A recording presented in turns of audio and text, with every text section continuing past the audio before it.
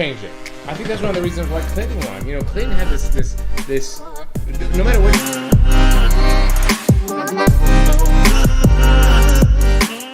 I'll tell you, when we first had this conversation about the letters, you were right.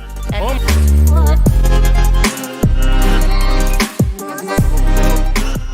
you know, I was just playing it up, and these guys are like, "What? It has a boost!" You know, I mean, over 25-year-old guys.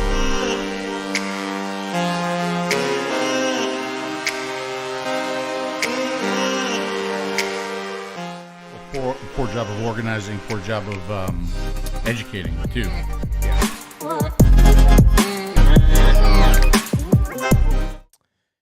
And good evening, ladies and gentlemen. Welcome to another DP show. I just want to, first of all, unmute Phil, and it looks like everything is working. It looks like everything's working. You know, Dimitri actually said this to me at the beginning of the show. He's like, I hope everything works tonight. And I told him, I said, can't be any worse than last week's show. Well, and you know what? We've really had a successful run of shows. When you were in Greece, everything was going really smooth. And the problem with last week, and I said it during the show too, what made me the most mad is that there's no reason for what happened to have happened. Like everything seems to, the only thing I could think of was when I did restart my machine, it said I needed an update. And I'm wondering if that was what did it.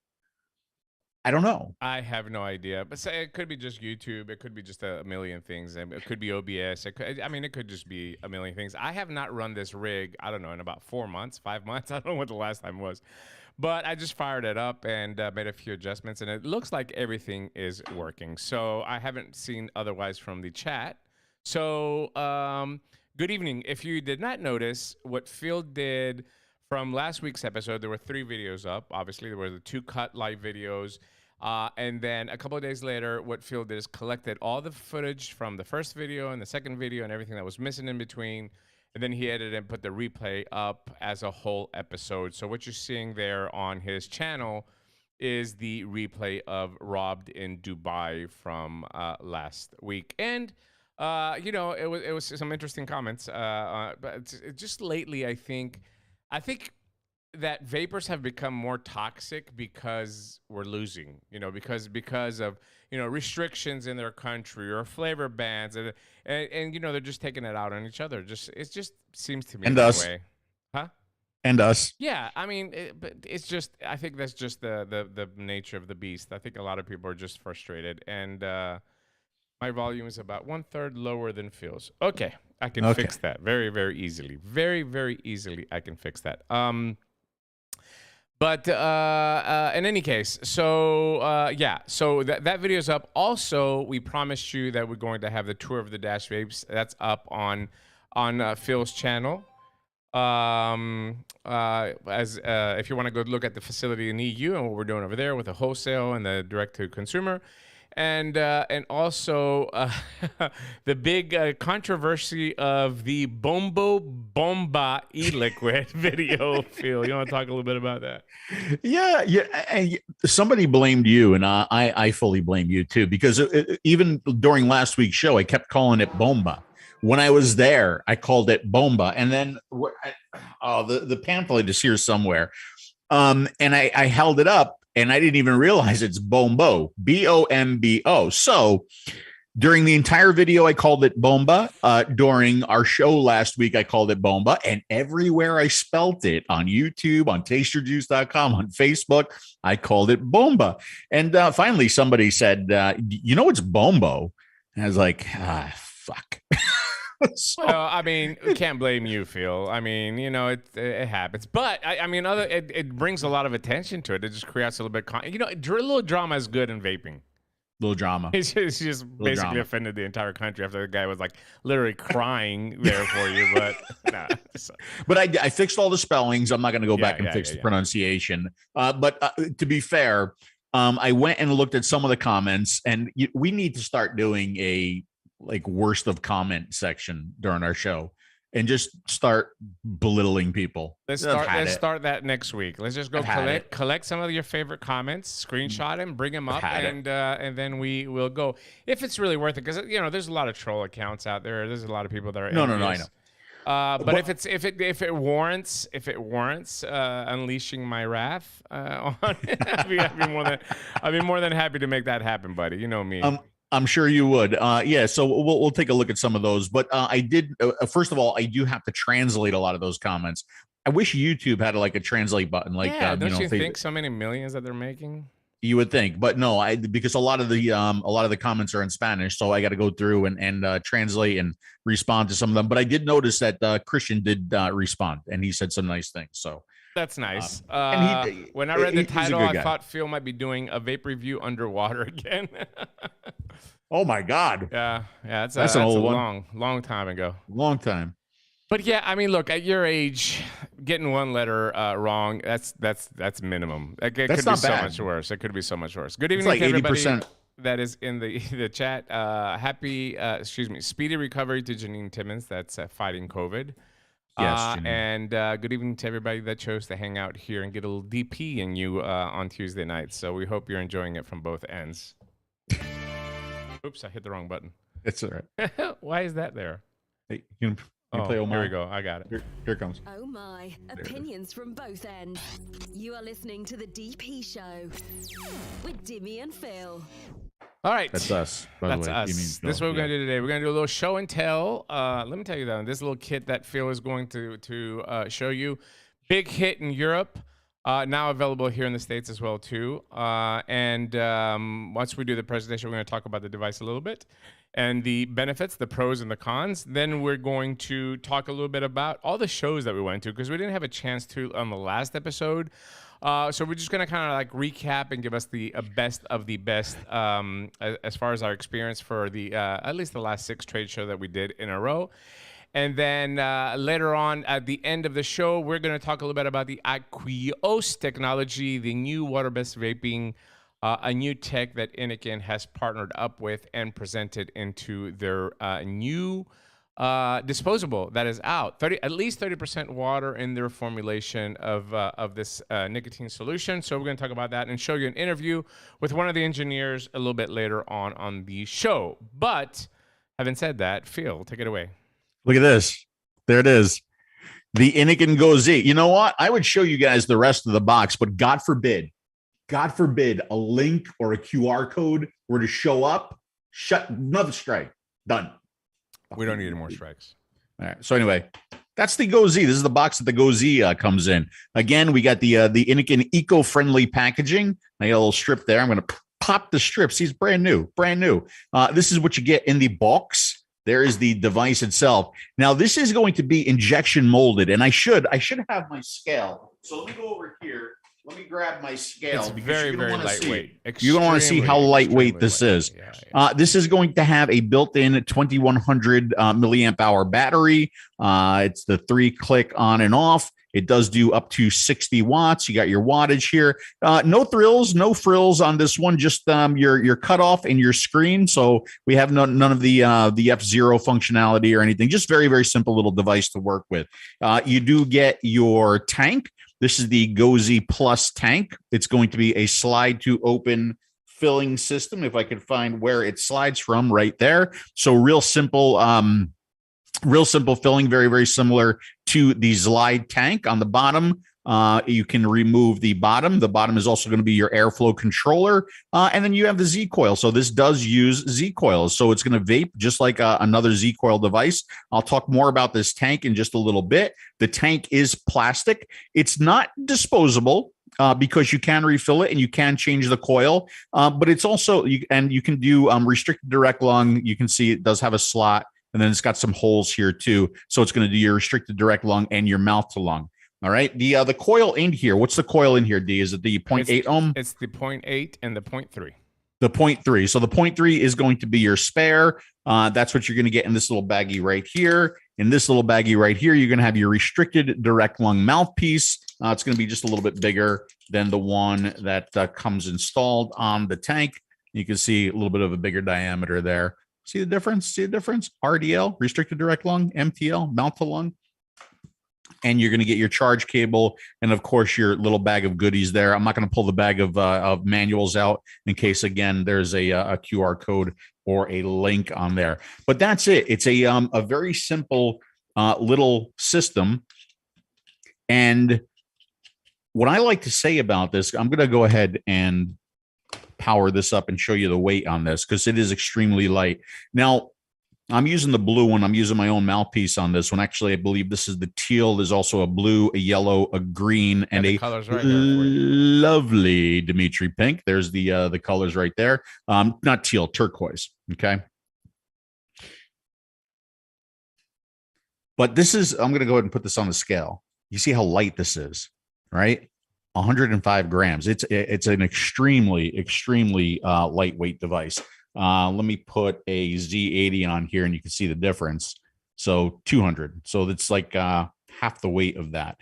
It's like a fully loaded disposable with 16 mils of liquid, the same weight.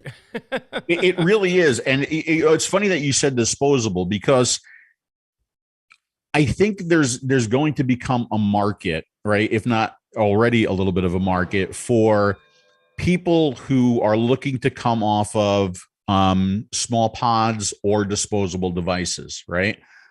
And, you know, when they do that, maybe they want something lightweight, something that's easy to use, something that's comfortable in the hand. This thing is super, super comfortable in the hand. It is extremely lightweight. It's not much heavier than a pod device. So I think it's a good tool. Now, I do wish that the interface had an automatic option as well, right? I'm going to go ahead and say that. I really do, because then it would be even easier for a shop to move somebody from that pod to this device. Obviously, we're not going to have any issues with, you know, setting wattage and understanding resistances and everything, but I do wish that device had that feature. But again, I think it's a really great device for somebody who wants to move up in maybe a little bit more power, a little bit more battery life, a little bit more capacity. These tanks are going to have about a 4 mil capacity, obviously 2 mil for compliance overseas. And I saw some comments or I read some comments from reviewers saying that the tank is cheap. Yes, it is cheap. I mean, it's not supposed to be a Zenith. It's not supposed to be a Zzlide. It's not supposed to be an expensive.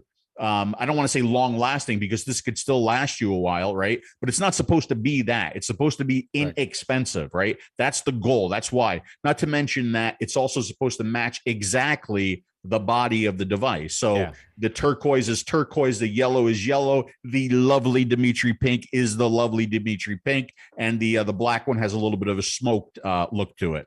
So that's the 𝗀𝗄𝗃. And I've been using it and digging it.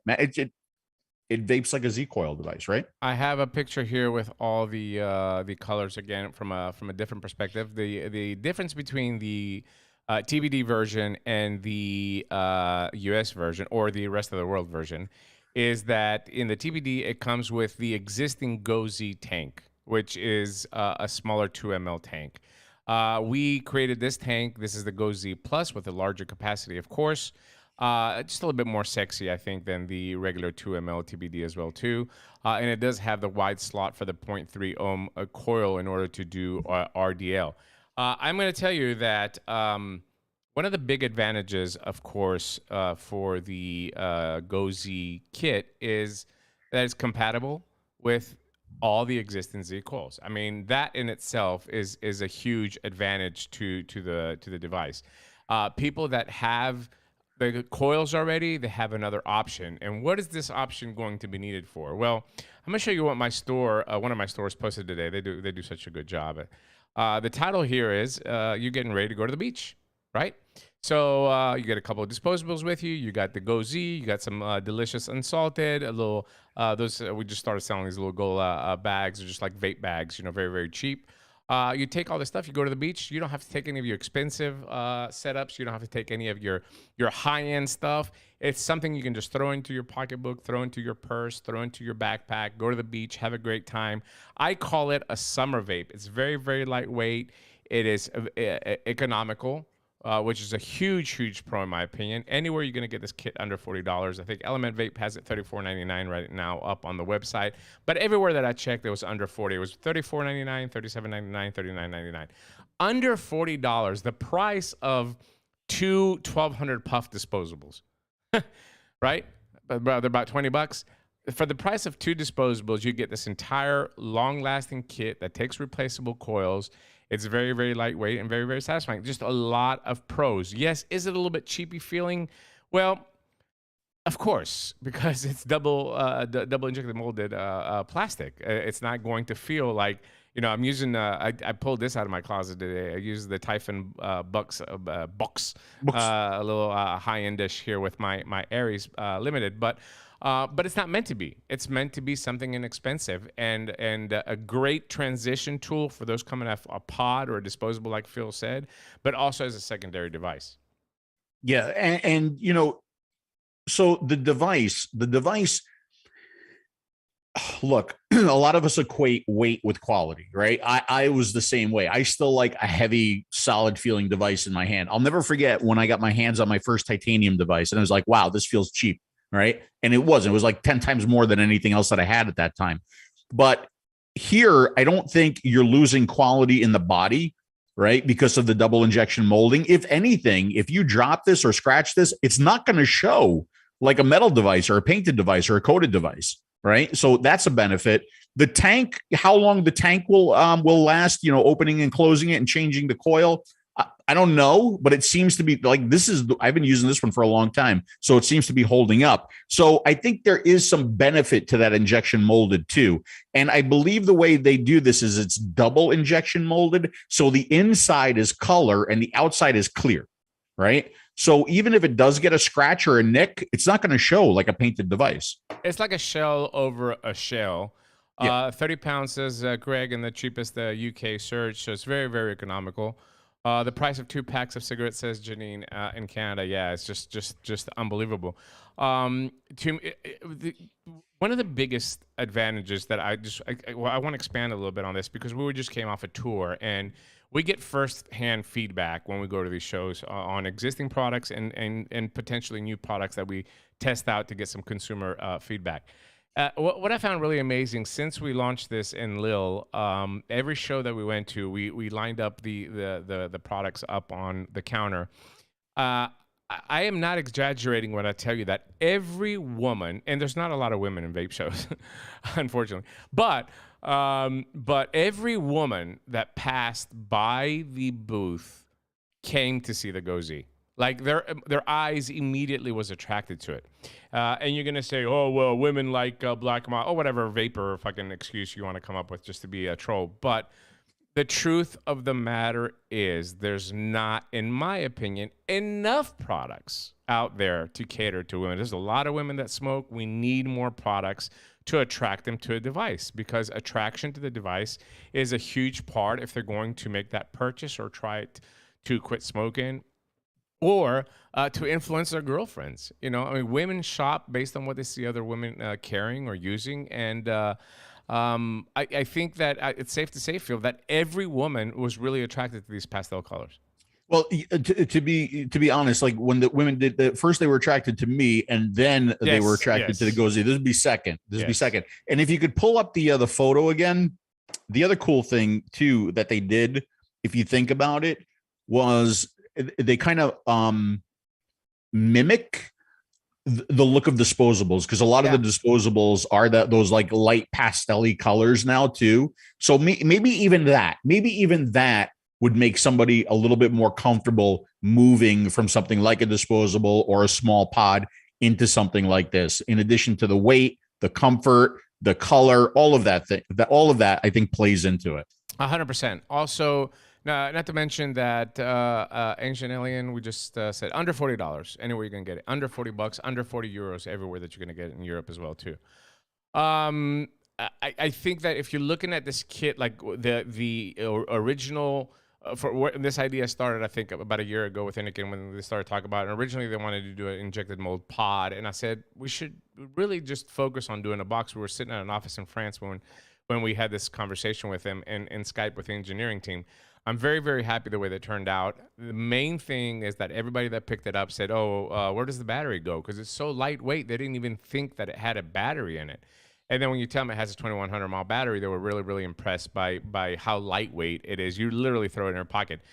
Me personally, I the way that I have it set up, I have the 𝗂𝗍𝗍 device with his light top on top. You can put whatever you want to. That's the beauty about it. It's a 510 connection. So even if you don't like the plasticky cheap tank, as some people have called it, or some professional reviewers have called it, you can take it off and put another one. I like the lightness of the device. I can put his light top. I can put a Zenith. I can put his light. I can put anything I want to on top. Not to mention that if you break the tank, a replacement is $8. The $8. I mean, it's cheap. The price of a pack of cigarettes. You can replace an entire tank for $8, and it'll come with a couple of coils as well too. Yeah, yeah, yeah. So I'm really liking it. I like it as an alternative. I like it just to grab something really, really super lightweight. And it's really funny that you said you call it your beach mod or whatever, because I'm going to the beach tomorrow. Good. So I will take this maybe to shoot some pictures on the beach. So leave me alone tomorrow, okay? I'd never bother you. I haven't bothered you in months. We're talking. You don't. No, I bother you a lot more. I do. 40 grams of the weight is the battery, says Rifleman. Yeah, man, it's very, very, very light. Chris says, finally got my wife off the stinkies. It took a while to find what she liked. She wants it simple and easy to use. Fill it up and forget it. Yeah, man, I'm telling you, that's what most people want. Believe it or not, Chris, it's not just your wife. Our breed of like hobbyists that's like that is dying a little bit, but this niche that's still there that like to mess around with the settings and all that, it's a small group. It's the majority of people want the same action as it is to light a cigarette and smoke it. That's what wins. That's what tobacco. You don't see a tobacco company putting out a device with temperature control and coil plus and refresh and 30 different menus and all that. They know their customers. Yeah, I totally agree with that. I mean, look, it's one of the reasons why disposables are so popular, right? I think it's two reasons. One, accessibility. You get them at any gas station. Two, ease of use. You open them up and you use them. There's no thinking. There's no filling. There's no setting. There's no adjusting. There's no nothing. Could be another reason why the clips is so popular. Yes. All right. Because again, very, very simple to use, super, super satisfying quality vape, great flavor on that device. But this is something that I have been telling Inikin, and I'm going to continue to tell Inikin. Look, I don't take this the wrong way, but I feel like we are a bit of a dying breed. Okay. Yeah. There is a generation of vapors that are coming now. And even smokers that we can still get, over into vaping. When I say even smokers, I'm talking about everybody who is a smoker. We want to get over to vaping, but like a certain age group, right? That they aren't going to understand wattage. They aren't going to understand resistance, right? Those terms, they're going to go away. It's time to move on from these menus, right? Yeah. And if we're going to keep the menus, which I think we should for our generation, for not our generation, but our hobbyist side of vaping, yes. I think we should. But I think all of these devices need to have a beginner setting and a us setting, okay? Yeah. Where they do everything automatically. They hide things like watts and resistance. Maybe we call it hit control. Maybe we call it low, medium, high, whatever. But I really think if we're going to continue to move people from the disposables and the small and simple pods into something like this, it needs to be as easy as those simple pods and those disposables. It needs to be not even set it and forget it, but just it sets itself. Right. Yeah. And I think a device like this is optimal for a user interface like that. Yeah. Right. I truly believe that. That's the right direction. Greg says that 𝗂𝗍2 like the adept power levels or the T22 Pro. I mean, that's listen. Exactly right. Greg, we ain't gonna lie to you. We've submitted it many times to Inikin with a very, very simple menu plate, but it's just. It's not there yet. We're hoping one day. What's up, AD? Welcome to the DP. Welcome to everybody who's coming over from the Scott Taylor Show. We appreciate you guys hanging out with us. Yeah, absolutely. By the way, do you know what goes really good in here? What? Watermelon peach, the #1 best-selling flavor in the unsalted line. Is it really? Yes, and because cheers, everybody. I just wanted to do a shot. To be honest with you. I have a word from our sponsor here, real quick. If you just want to take a look, bro. Okay. hi. When you're in Dubai sweating your balls off, you should try Watermelon Peach. It's the #1 best-selling flavor in the unsalted line. It's like a cool breeze for the boys. A cool breeze. I didn't know that. I didn't know that the watermelon peach helps with ball sweat as well, too. Absolutely. Sometimes I dab it on there. Sometimes you dab a little on there. It's really very refreshing. Oh man! Thanks to our sponsor, the delicious watermelon bitch. Hey, Dimi, may smell like I'm dying. That was the refried beans I had for dinner. Not a dinosaur yet, buddy. I feel you, bro. I took my daughter to 𝗵𝗵𝗀 𝗕𝗂𝘀 today. Went and did a little shopping. I'm veering off again. Obviously, I have ADHD, but. I went to the mall, and I wasn't going to buy anything. Me and the young one, we just wanted to get out of the house a little bit, so we walked around the mall. And I went to 𝗏𝗏's. By the way, the mall is dying. Completely. There's no people there. We went to 𝗏𝗏's, and the entire floor, I saw entire 𝗏𝗏's, the men's, like the whole department, there was one person working with this one lady. I go to the shoe department, and I just walking around, and, I like Tommy Hilfiger, right? I see a white pair of Tommy Hilfigers, just absolutely gorgeous pair of shoes. And on where they are, there's a table that says 50% off. I don't know if it was for it wasn't like right next to the shoes, honestly. It was just in that general vicinity. So I was like, man, if these are 50%, I'm going to buy them. So I wait. There's nobody there. I walk. I finally find this girl. She's like, I'm about to go to lunch. I was like, can somebody help me at the shoes? There's nobody's there. He's like, oh, shit, I'll come in. Very nice black lady. Very, very nice. And I said, I'm sorry that I know you're going to lunch, but if this is the deal, I just don't want to lose it. She's like, oh, no problem. So we go over there, and she looks at it, and I was like, are these shoes 50%? And she's like, I swear to God, she goes like this, yeah, sure. like $0 given. I mean, I really don't know if they were, but I was like, can you give me an 11.5, please? So she pulls me the pair down. I put them on. I take them. I run to the register before they change their mind. And I bought these shoes for 50% off. Nice. Yeah, good for you. I know you love your Tommy, man. You've always loved your Tommy. Love it. So anyway, so then we had 𝗵𝗏𝗀 𝗕𝗂𝘀. But you know what, though? Same thing here, though. Malls, done. Although, you know what does good in Florida is outlets. The outlets do really good. There's really big outlets here. Yes. Have you tried the 𝗵𝗄 Drag Q? I did try it in Greece, and I actually did bring it in for my stores as well, too. My stores in Greece, I'm telling you, 70% of the stuff that you're going to find in the stores right now are Drag Q and below in simplicity. I swear, it's just pods, easy to feel, AIOs.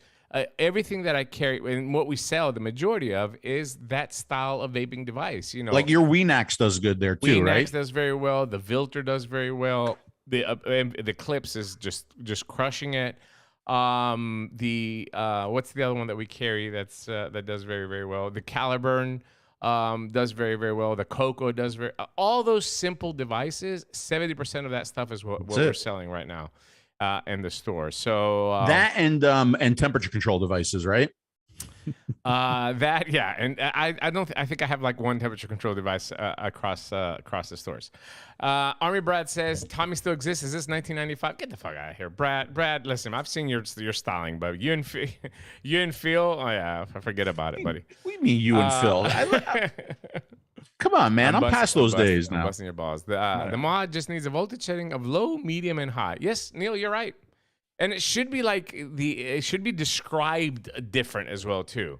This is another thought we've been trying to put in Inikin all these years. They're not buying it because nobody else is doing it. But we've been trying to instill. We need to get away from ohm. We need to get away from wattage. We need to get away from numbers completely.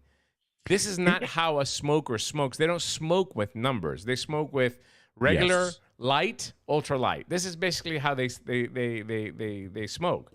So yeah, there's a very, very wise man who was way before his time who thought the same thing, right? And actually would not allow numbers to be discussed on his thread. You know who that was? Do you remember who that was? Mike Morgan? Yes, Mike Morgan, Zen. Zen. He never wanted to talk about resistance, never wanted to talk about wattage, anything. It was about just the strength and the pleasure factor of the vape. Yeah. Right. Sally, I want to get a clip. So the pods are sold out everywhere. I've looked. Inikin Store, Sally, if you're in the States. Are you in the States, Sally? I'm assuming. InikinStore.com. But yeah, listen, I have restocked the clips in Greece. I don't know 5-6 times now, and it's just it's just selling. It's selling very very well, and I can't wait to see the new gradient colors that are coming out. Man, I cannot wait for those to come in. They're going to be a big seller as well too. Pickle Lecter, will Phil wear his 𝗍𝗵𝗶𝗶 boxer shorts on the beach? I'm assuming he's asking for tomorrow. Those are for I mean, this private showing. Although that might get I might do get some girls with those wearing those. I don't know. I don't know if that's you want me to tell you yes and this will be completely lay it down or just ground you from now. Most embarrassing thing ever. Craig, the regular light, ultralight kind of evolved done with the reflex. Yes. But trust me, there's a better. I mean, I can't tell you obviously, Greg, and we can't say it public because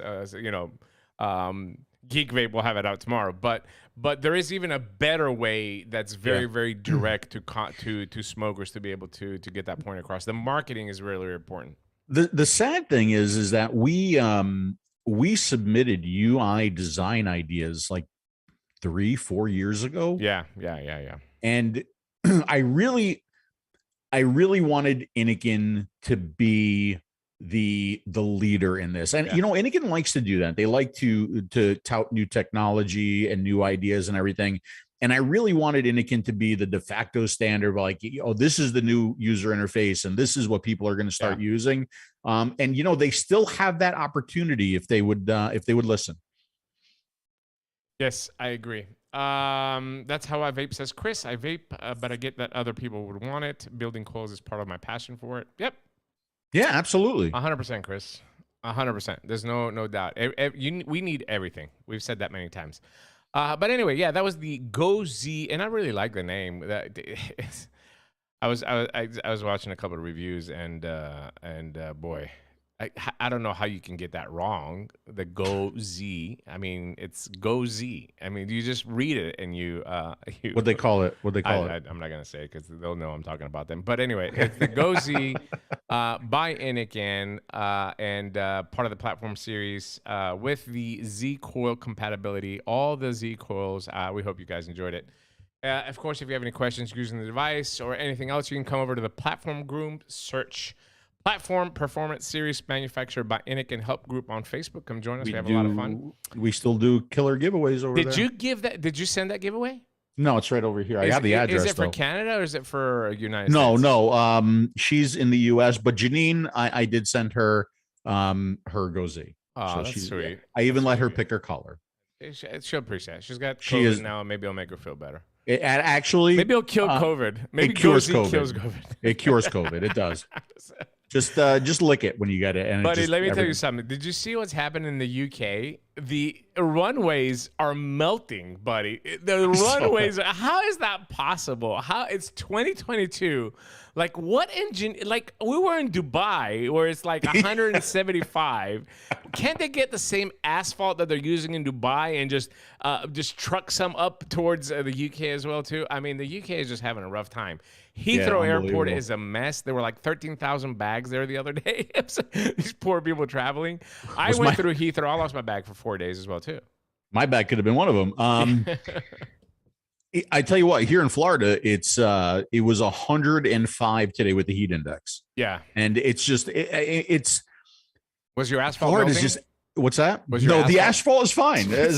All the roads seem to be like I don't know what are they using? Are they like I don't know. It must be like that mash and or is it just more like propaganda to cure the? I don't know. I guess we're helping the environment, right? Yes, we are. See? But trying. But everybody else is not. I saw a very good comment. Country Boy says mech users like me seem to be the biggest dying breed in this industry. I mean, I agree with you. It's sad. I think that mech rebuildable wattage, low ohm, sub ohm crowd was very, very passionate at some point. I think it did a lot for the industry, and it just disappeared just overnight. It was just gone. My experience with it, Country Boy, is I can only speak for Greece because I was not involved here, but I did know a lot of people in Greece that were in that same niche as you or that hobbyist side of you. They went back to smoking. A lot of them went back to smoking. I hope that's not the case here. I hope maybe they transition to mouth to lung or something else. But it's just amazing that mouth to lung is so popular in 2022. But Yeah. when we were doing it, we were just such dinosaurs, man. It's And, just and so you know what's sad. amazing too, Country Boy, is number one. You know what? I hope that you continue to use your mech and don't smoke. You know, but when we see mech users like walking around the shows and stuff, and you know, like either dripping, and it's few and far between. But there's a certain nostalgia. We're like, that's you know, that's like that's a vapor from back in the day, and it warms our heart in a way, you know, to see guys still vaping that way, as opposed to, you know, sucking on a disposable like that little display right there back. Those are all my favorite mechs right there. Not that I was a big mech user, but like Dimitri said, there's a certain, what did you call it? Romanticism. Romanticism to the mech. It's a simple device. It's a beautiful device. You know, a lot of them were being made by, you know, not big Chinese corporate companies that, you know, were mass producing. They a lot of them were handmade and hand turned and everything. So there's a certain beauty and purity to a mech that I hope lives on with some people. I completely agree with you. Florida asphalt is made from crushed coral. That's why it's light colored or even pink. I did not know that, Rifleman. Thank you so much for that. I do live in Cape Coral. Learn something every day, man. That is amazing. I rock. You know what's I tell you what's amazing is when they put the base layer down for foundations of homes, you got to see all the shells. There's just thousands and thousands of seashells in all the dirt around here. It's amazing. What does that have to do with asphalt? Well, he was talking about shells. But that's asphalt. He was putting it in the asphalt. He said, go fuck yourself. Seriously. Country Boy, I rock my Kennedy Vindicator every day. Listen, I don't know if you know this. A little fun fact. I was the distributor for Kennedy in Greece. So I would buy directly from Kennedy here in the U.S., and I would sell his mods and his atomizers, and a lot of the parts, because a lot of the Kennedy users needed pins, needed O-rings, stuff like that. And I did very, very well with a couple of years. I have some pieces now there that are just never going to sell. I mean, they're just sitting there collecting dust. It's sad, but it shut down now. But at the time, I had a very, very good worker, and it's a great guy as well too. One of the nicest people in this industry, I would say, and probably one of the only ones that actually made USA mods and didn't bring it from China and claim that they were USA mods. Listen, Janine, as far as Lick Watt, we'll take that offline. Just go send me private. 𝗪𝗪. I'm sick of pods. Make rebuildable great again. I am vaping on. Still have my Ensoniq V3 best mech. I was just looking at it the other day. The Ensoniq. I have it back here. Did you find it? I was just looking at it too the other day. Hold on. He's gonna go find it. Maybe we'll do a little walk down memory lane here. It's back. Let me tell you, if you've ever somewhere, I don't know. If you've ever been to these mechs that I have back there, I can't see it now. If you've ever been to Dimitri's office, how he finds it's a mess. his computer is like, it's beyond me. It's unbelievable. He's the most disorganized person I've ever met, but he gets the job done, so that's all good. Florida used to be underwater just like Dubai, says Kid Bass. It was, yes, it was. We're going to have to go. I'm assuming half means have to go back to smoking the way things are going. Feel no. Why would I'm never going back to smoking. Oh, by the way, there's a big fire in Greece. What's up, Nick? My noob is in the chat. Apparently, he's probably being chased. Oh wait, big fire in Greece near my neighborhood. But where Nick lives is a little bit more north than me. They evacuated. Oh my God. Yeah, it's bad. It's summer in Greece. It happens all the time. They burn all the shit down. What's up, Breeze Tones? Welcome to the chat. I'm vaping on Breeze Tones coils right now. Talk about rebuildable on my Aries. Let Nick know I have a spare bedroom if he needs a place. Yeah. Hey, Nick. Phil will accommodate you in his house if you need a place. It's just, I'll cook you some real Greek food. Just don't fly through UK because their asphalts are melting, so you're not gonna make it through there. The plane starts and just gets stuck. You can't go anywhere. But anyway, yeah. Maybe we'll do a retro thing next week. That'd be fun. Pull some of the old stuff out and show it. I know that Grim Green does a lot of that on his channel. He'll pull something out from the retro closet every now and again. But I've got a few pieces, and I know you got a few pieces that are very sentimental to you. I don't know how popular they might be, but anyway, the Enzonic is a great mod. I liked it, especially when I got one that had Vaping Greek engraved on the side of it, and then I got the little different shells that you could change the colors of the top and the bottom. That was pretty cool. But anyway, yeah, fad. Was it a fad? I don't want to call rebuilding a fad. I don't. Maybe some of the sub-ohming, some of the cloud competitions, hand checks. Maybe some of that was a fad. But rebuilding has been going on since vaping was invented. Going all the way back to 2009, they were rebuilding. So it's not a fad. It's definitely not a fad. Here's what I would call rebuilding. Rebuilding wasn't a fad. Rebuilding was a solution to which there was no answer yet. Yeah. That's the way I see rebuilding. Today, rebuilding is a solution to lowering your cost, right? But I don't think anymore that rebuilding gets you, you can still fine tune and maybe you can get a little bit more flavor and stuff like that. Okay, I understand that. But back in the day when you rebuild to get the best possible flavor, or you rebuild to get, the biggest cloud, right? Yeah. But now there's coils that do that, and they do it very, very well, right? Yeah. So I think rebuilding for the most part was a solution to an answer we didn't have, or to a question we didn't have an answer yet. Sure. Now there's a lot of answers. Right. So I think that's one of the things that kind of brings rebuilding down, if that makes any sense. Yes. Yes. We're definitely going to do a retro show. It sounds like a lot of fun. You know what we should do? I'll let you pull 10 pieces that mean a lot to you, and I'll pull 10 pieces as well too. But we won't tell each other what it is, and I want to see which ones of what I pull out and what you pull out. We'll do it live. We'll do it live. We'll just pull yours out, pull mine out, and see which one of the 10 will match. Well, okay, so if we do that, we would have to have little ground rules. We would have to say, okay, is it all 10 mechs, or is it five regulated and five 5 mechs, something like that. And here's the other problem with that though, is that I'm not going to remember the names of any of mine. So you're going to have to figure it out. Or the crowd will figure it out. And I also took some degrees too. I forgot. But I have enough here to do the show. But I did take some. I might have taken Enzonic degrees. I made a little museum at one of my stores in Greece that I took some of the equipment there. But I still have a bunch behind me. Anyway, we'll figure it out. We'll come up with a way.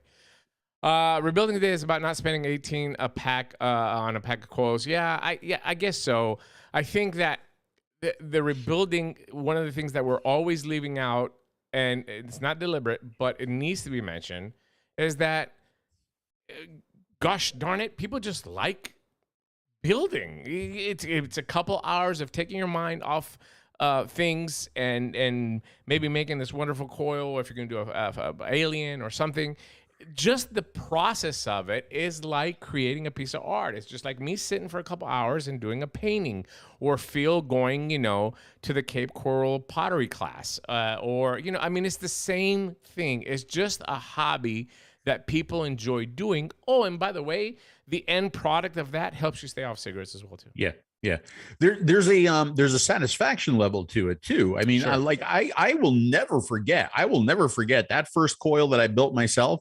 And I put it in a tank or a dripper or whatever the hell it was at the time. And when I pushed that button and that coil glowed, oh, that was just the coolest thing in the world. Yeah, that was just the coolest thing. I did that. Yep, I made that myself. Look at these pictures, man. Look at that. This is behind his house. Look. Oh my God, dude. Yeah, that's scary, isn't it? That's just. I hope everybody's okay, man. It's always every summer. It's the same shit in Greece. Rebuilding is therapy. Hey, is Tranny Row okay? Yeah, Tranny Row is fine. It's near the water. It's on the other side, so it's fine. It's fine. Tranny Row is going to be safe. It's always safe. Breezestone says rebuilding is therapy. Exactly, Dimitri. Ceremonial aspect that gives you endorphins. Yes, I mean, I can say that about sex or masturbation as well too, Breestones, by the way, for in our case. But yes, you're absolutely right. I 100% agree. Unfortunately, like I said, we've seen that piece and we've seen it in our trips as well too. So anyway, back to the topic at hand. That is the 𝗀𝗄𝗃 available on Element Vape. Just do a little Google search or whatever, because we can't put links here, but you'll find it. It's available in 4 or 5 different sites. Just briefly, I did a search on Google a little bit earlier, and we hope you enjoyed as much as we did putting it together for you guys. Okay.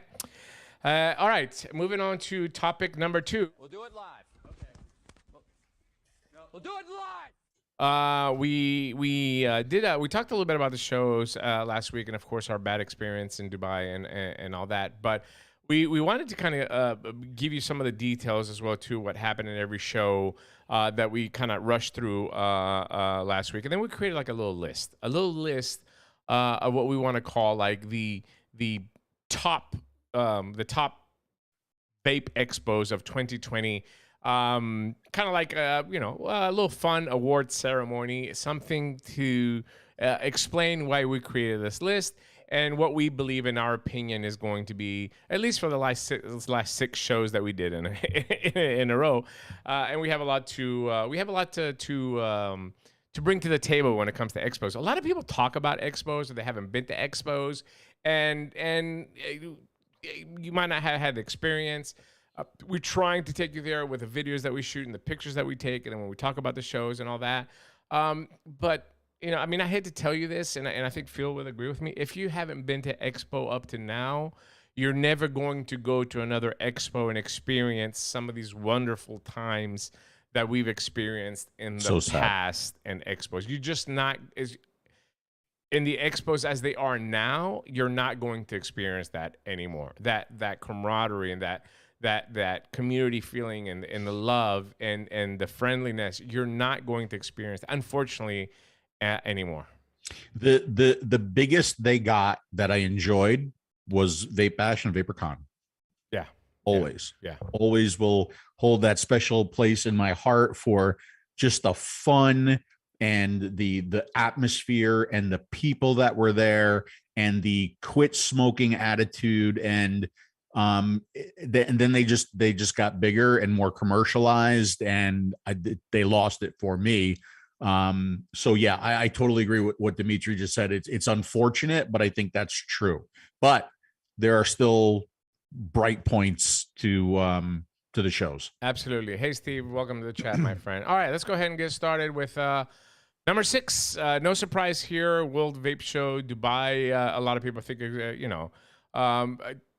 obviously the robbery that happened at the show is a pretty determining factor, Phil. But I think that what a lot of people are missing as well too is the follow-up for this as well too. Like the follow-up of this from the organizers. I just got my first email from, I guess, one of the owners of the show 2 days ago. Really, I mean, after all this has happened, 2 days ago I got the first email, and it was just a little bit sad. I'm not disappointed. I don't expect nothing else from this douchebaggery industry, right? But overall, I think that even though, Phil, for us, it started off as, a decent show and we better than what we had originally expected, it has been pretty bad. So I'll talk about the show a little bit. And I'll say a couple positive things about the show too. It was probably one of the bigger shows that we went to. Mm-hmm. I think they took out all stops at some of the booths. Some of the booths were absolutely beautiful, right? Like really kind of like high tech and LED lighting, and just I think some of the booths were really, really well done. But the down part for me was that the fact that it was mostly disposables, right? So it was hard to like walk around and see hardware. Absolutely. And I talked about this on the show last week. Absolutely no modders gallery. And I think I don't understand why that modders wouldn't be interested in, because I just truly feel that there's money that's being spent there, and some people would really like to have a beautiful custom piece, right? So maybe that might be a little bit of a missed opportunity by modders, but that was the down thing for me. And obviously what happened, right? I mean, the clearly what happened. And then just, I feel like at this particular show, it was a lot about just giving stuff away and people there just getting free stuff. Definitely no business. Right? It was not business. It was not very, very business driven. I don't think that the vetting of the buyers is as good as other shows. I think that, but it's just a show, just another show in the lineup of shows, just trying to make a quick buck. By the way, thank you for the super chat, Mr. David. Welcome to the show, my friend. This is our new super chat splash screen. Love it. But I love. but thank you. Yeah. And since we're talking about the Dubai show, maybe you can help me understand something. Okay, I need to understand something. Okay, what does parking a supercar in the middle of the show? Yeah, that's a good idea. Bring to vaping. Help me understand that.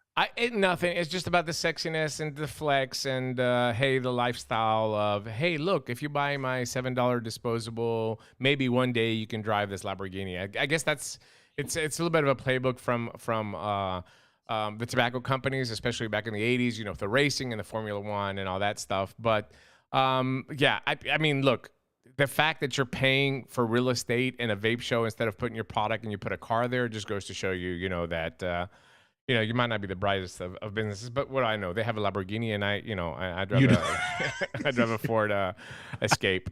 But nonetheless, for multiple reasons, but ultimately you have to tie everything in together. Unfortunately, the World Vape Show is at the bottom of this list in 2022. Which brings us into number 5, Vapor Expo UK Birmingham. I mean, again, no surprise here. Everybody that went to the show, and if you've watched other reviewers, if you've watched other vape channels, honestly, to me, talking to people at the UK Birmingham show was a lot of fun because the few people that came to the show that were, as in this group that we were just talking about earlier with Phil, came to us with their complaints and their frustration. There was nothing there for them. In fact, we were one of the few booths that had open vapor systems and sub-ohm tanks, and we had something to talk about. So from that interaction with a very few amount of people, meeting the Vape Pod guys was really fun. We had a really nice discussion for them with about an hour. But other than that, the show itself, 100% disposables. 100% disposables. That, coupled with the fact of the attendance, which I don't think that in any of the 2 days there were over 1,000, maybe 1,500 people there. Those two put the Vapor Expo Birmingham in number 5. Your thoughts, Phil? Yeah, I totally agree with everything you said. And you know, this is something that we mentioned maybe on the last show, is that if this is the way shows continue, the consumer, I think, is just going to go away, right? The consumer aspect of the shows, they're going to go away, and it's just going to be buyers getting the most puffs and the best prices that they can on disposables. Because when you look at all the products and they look exactly the same, I mean, how much fun is that? Where's the fun and the excitement in that? When they all look the same, they all have ice flavors, they all taste relatively the same too. I think you're gonna lose the consumer interest in these shows. And I think we met and we talked to some of the most fun people at the UK show. I enjoyed, being there and meeting people and talking to people. But I mean, I think it was that show we couldn't even find a mouthpiece. We couldn't even find drip tips, right? Yeah. So I would agree with Dimitri on that's definitely the number.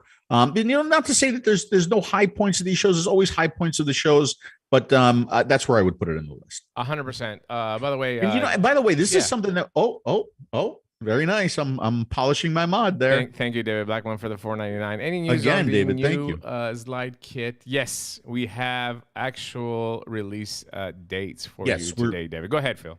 We'll talk about that in a little bit after we go through the list of shows. So hang tight and we'll talk about that. All right. Jesus Christ! No, I forgot what I was going to say. But this is something that we hear a lot at these shows. When people in the community come up to us, reviewers, people who have been vaping for a long time, they all say the same thing. Awful lot of disposables here. Yeah. You know, they're not happy about it. They're not happy about it. Yeah, you know, not only are they not happy about it, but I saw the aftermath, right? Looking at the UK vapor Facebook groups and checking Twitter and Reddit and all that stuff, and everybody complaining about it. And there's a show happening in September. There's a show happening in October in the UK. I think the attendance is going to be even less now, based on the experience that people had at the Vapor Expo in Birmingham. I 100% agree that there's absolutely no reason for any consumers to come to a show if it's going to be disposables only.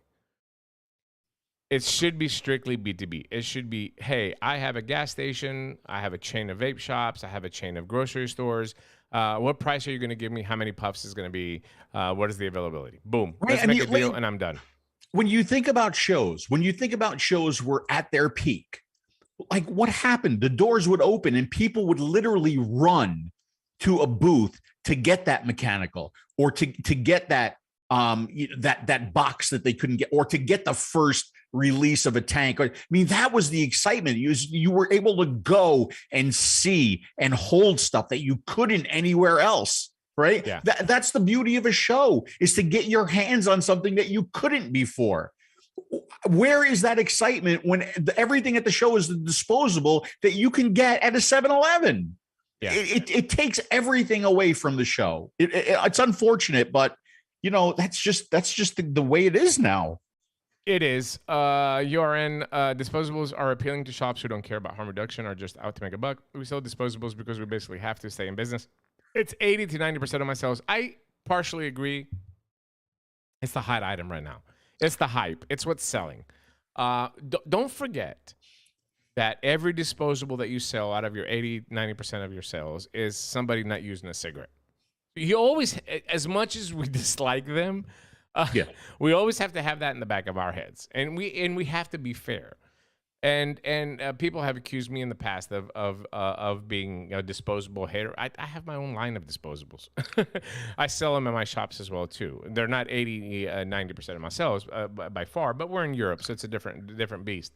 But you have to look at that. You have to look at that's another tool that people are using not to smoke, whether we like them or not. What I find really interesting is that we have a very small window to get these people to try an open system.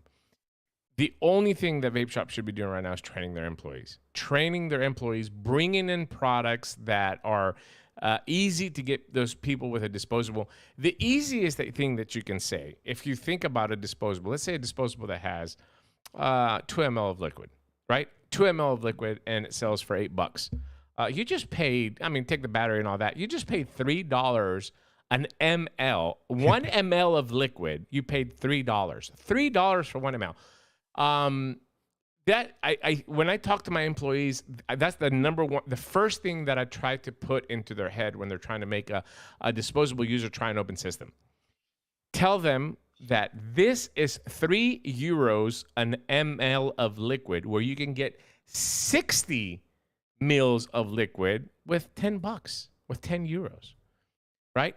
From 1 ml with €3, you can get 60 mLs, $10. And that's an eye-opener for a lot of people. It might not be the first time that they come in. It might not be the second time. But it's eventually, once you plant it in their heads, they're going to come and ask questions. And you got to be prepared. But my experience has been with vape shops, especially around here, is you go inside, you ask for a disposable. The employee is just like at Walmart, scans it, gives it to you, get the fuck out. That's it. No interaction like it used to be in the old days where the people talk to the customers that came in. We had these nicotine specialists and these vape shop employees that were eager to help, eager to cater to these people. We just don't see that anymore. So I'm going to give you a little bit of insight into what's going on with me integrity-wise when it comes to disposables, because I got 2 guys on my shoulders. I see what you guys are writing, and I totally understand it, and I totally get it. Right? It makes sense. Disposables are potentially, they're super, super easy, and it's an easy way to get people off of cigarettes, and they're using them. Okay, that's great. That's that guy. Here's the other guy. All the kids are using them. That bugs me. Guys, that bugs me. Sure. Okay. It's initiating. All the disposables are hot. All the kids are using them. Maybe they wouldn't have vaped. Maybe they wouldn't have smoked. I don't know. Okay. But this is what I see happening. I see disposables lying around. I see them on the side of the street. I see them, I'm not much of a save the planet kind of guy, but it's a lot of waste, right? So this is the problem that I'm having. There's a good side and then there's a bad side. It is bringing a lot of people, a lot of kids that maybe wouldn't have done this to the table, right? And I still feel that that is a problem, okay? Now, let's look at that problem, and is there a good side to that problem? Yes, there is. Potentially, now if they're vapors, they will never be smokers, and maybe they could have been smokers someday. So this is what I am battling every single day. It's not something that I signed up for when I got involved in this industry. The reason why I got involved with this industry is because I was a smoker. I knew it was unhealthy. I saw my father have a heart attack. I didn't want that for me. I quit smoking. I started vaping.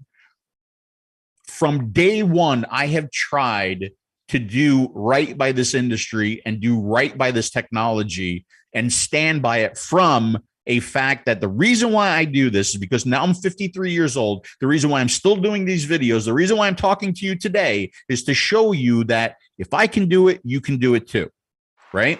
I'm still a vapor. I'm not a smoker. So integrity wise, I am battling this every single day. And that is why I both like the disposable and I hate the disposable. And I hope that makes sense to you guys. Yes, it makes a lot of sense. All right, back to our list, Phil, because we start veering away and we go down these rabbit holes every single episode, but it's fun. All right, but yeah, that was the Vapor Expo UK Birmingham. The fact that it was, it fell so low. The organizer is a decent guy. He came and said hi to us. We get to see a lot of people, a lot of friends. We made some new friends there, which was very, very enjoyable. But as far as the expo was concerned, it falls low, is 100% disposables. I think that the hours were a little bit long as well too, which is one of the reasons why the Dubai show was that low as well too. We forgot to mention that it was 3 days of 8 hours a day show, 7 or 8 hours. Anyway, it was just too long. You don't need shows that long. You need 1 day of B2B or half a day of B2B and half a day of B2C. Can we do that? Yeah. Can we get it done in 3 hours and go home? Well, we would love that. All right, number 4, Vaping Verona. Surprisingly, this one kind of fell a little bit low, but there's some stuff that we left off in the last episode that we need to bring up. Between this show and the number 3 show, we had some business issues, not show issues. To me, the location feel Verona was beautiful. Mose is a wonderful host, great guy, and the show itself. A lot of disposables, but not all disposables. Okay, there was still some open vapor there. There's some liquid there as well too. But why did the Vaping Verona show fall on number 4, Phil? Well, at one point we had to take everything out of our cases, right? Yeah. And we had no idea when we were supposed to put the stuff back in the cases. So there was an issue there with lack of communication. With the shows, the nicotine tax in Italy, all the nicotine e-liquid, anything that's nicotine has a stamp on, just like cigarettes do here. If you look at the back of a pack of cigarettes here, it has that tax stamp, right, to assure that everything is being paid to the government. But none of these organizers failed to tell the people that were exhibiting there. Not just us, because we were there, of course, working for Anakin, but other booths as well, too, that you cannot have disposables with nicotine inside unless they have this tax, even if it's in a show where you're displaying it. So all of a sudden, we just had to take everything down for like 6 or 7 hours during one of the busiest days. And we basically had no product to show as far as the new technology that Anakin was launching with the AQUIOS products. It was almost like somebody attacked the booth and stole all the product there for a little while. It was basically like Dubai without stealing. Basically, we had to take everything down. That whole section of our booth was empty. There was nothing there. Yeah. And one of the exhibitors, thankfully it wasn't us, but another exhibitor was caught and his product was seized in the show and was fined 16,000 euros in the show. In my opinion, it's 2022. There shouldn't be miscommunication like that, especially when it comes to business. I can see if something is fucked up with a reservation or something like that, and mistakes happen. But this is something that could not only deter business from your booth, but it could also cost you money as well too. And organizers need a better job of vetting what the laws and the regulations are. Make sure you relay that to the people that are paying money for these booths, and make sure you have programs implemented in place to prevent this from happening in the future. I'll say this too, D. Not only should the organizers vet the rules and the laws and understand the rules and the laws, okay, but I also think to make it a fair playing field, they should enforce those laws and those rules and those regulations with the booths, right? Yes. So if your limit is 20 milligram, then goddamn it, you should have 20 milligram at your table. Yes. If your limit is 2 mil, right, 2 mil, Yes. then you should have 2 mil at your table. That should be the limit. It's unfair to the people who are doing things right to have those products at other booths. It pisses me off. That pisses me off a lot. I know it does. If you break the rules, then you're responsible on your own. But we did not. We had legal product there. Unfortunately, we had to pull it down. But in any case, the 𝗲𝗵𝗶𝗀 show was good from the sense that, okay, we're back in Italy. We got to see some of the Italian vapors. I get to get a great history lesson from Phil about his motherland, and all the stories of his family and where his family originated from and all that. And the show itself, in its general capacity, was a good show. We were glad to go there, but there were some structural, some organizing problems that were not that good. The attendance was a little bit low at the 𝗲𝗵𝗶𝗀 show as well too, compared to other years. Also, the amount of manufacturers and exhibitors was low compared to other years as well too. So that's why 𝗲𝗵𝗶𝗀 Verona has fallen to the number 4. Oh, look at that. Still a good show. Still a good show. Still a good show. Thank you, 𝗍𝗵𝗶𝗋 𝗂𝗋. Greetings, dear gentlemen. It was a pleasure, honor. Minya Dubai, Vaping, so much love and appreciation all the way from Saudi Arabia, hoping that the industry will return back to the rebuildable and hobbyist cycle. It was good to meet you too, my friend. Thank you so much. We certainly appreciate the good words. And thank you for coming to the booth also and offering your help after we got robbed. That was just very nice of you. You were one of the few people that reached out to us, and I wish we had you at the booth when it happened, because you're a real muscle guy too as well. So you probably could have protected us as well. But we appreciate the super chat. And at least the booth that Dimitri was at, or the table that Dimitri was at, I took care of my table. You did. I did. Okay. But yeah, thank you very much for the support and the kind words. We did enjoy talking with you. And I will say, you know what? I failed to mention that. I will mention that about the Dubai show. It's very, very cool. Okay. Yeah. When people come up to us and they know who we are from Saudi Arabia, I'm like, how else? Yeah. Where else in my life would I be doing something where somebody goes, hey, Phil, I've been watching you from Saudi Arabia.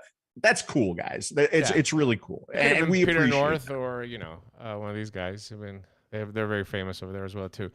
You're surprised that the FDA? Yeah, the FDA is pissed off about disposables, but what can they do?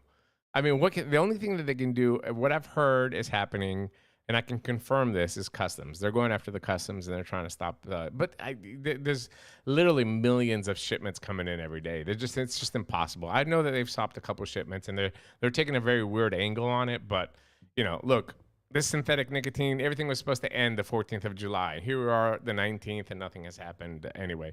Look, there's no doubt that the FDA knows that if they come out tomorrow and say every product has to be moved from the market, people are going to go back to smoking. Don't think that they don't know that, but they just can't do anything about it right now.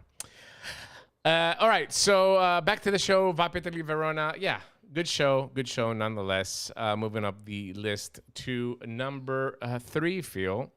𝗲𝗵𝗶𝗀 Madrid. Look, 𝗲𝗵𝗶𝗀 Madrid, our good friend Patrick. Always pleasant shows with Patrick. He does a great job in organizing, but we had issues here too, Phil. And here it was a little bit more scary. because at some point we were sitting down at the booth eating some delicious jamon that they were just cutting off a leg. And one of our neighboring booths, the guy runs over and literally says, "Take every disposable and put it up." Like, but not as calm as I am right now. Like they're coming. It's just I was like, "What the fuck? Who the hell? Who's coming?" So once again, there was some law there that you cannot test product. Yeah. You cannot exhibit product and test product that has nicotine inside. Yeah. Again, another miscommunication. And I think the biggest problem about that was we were told to take everything down, and then nobody told us when it was time to put everything back up. Nothing. I will say this: Madrid was a pleasant surprise. Yes. It was a really pleasant. We met the guys from 𝗵𝗶𝗶, right? But it was also, there was a lot of open vapor going on there. There was the and you saw it in the video, there was the modders gallery that was going on there. You know, of course, plenty of disposables, but there was more balance. There were things for people to go and to see and to hold on to and to try and to buy where they couldn't get any place else. There were open systems, there were modders, there were some nice pieces. There were e-liquid companies that weren't just, had all their stuff in disposables. So from that aspect, I think it's in a proper place on the list. Yes, 100%. I totally agree with you, Phil. It was a refreshing to see that. Okay, we're not dead completely right now. Like that feeling that we got the previous 2-3 shows, or irrelevant if you want to call that as well too. But it was a nice little glimpse of hope.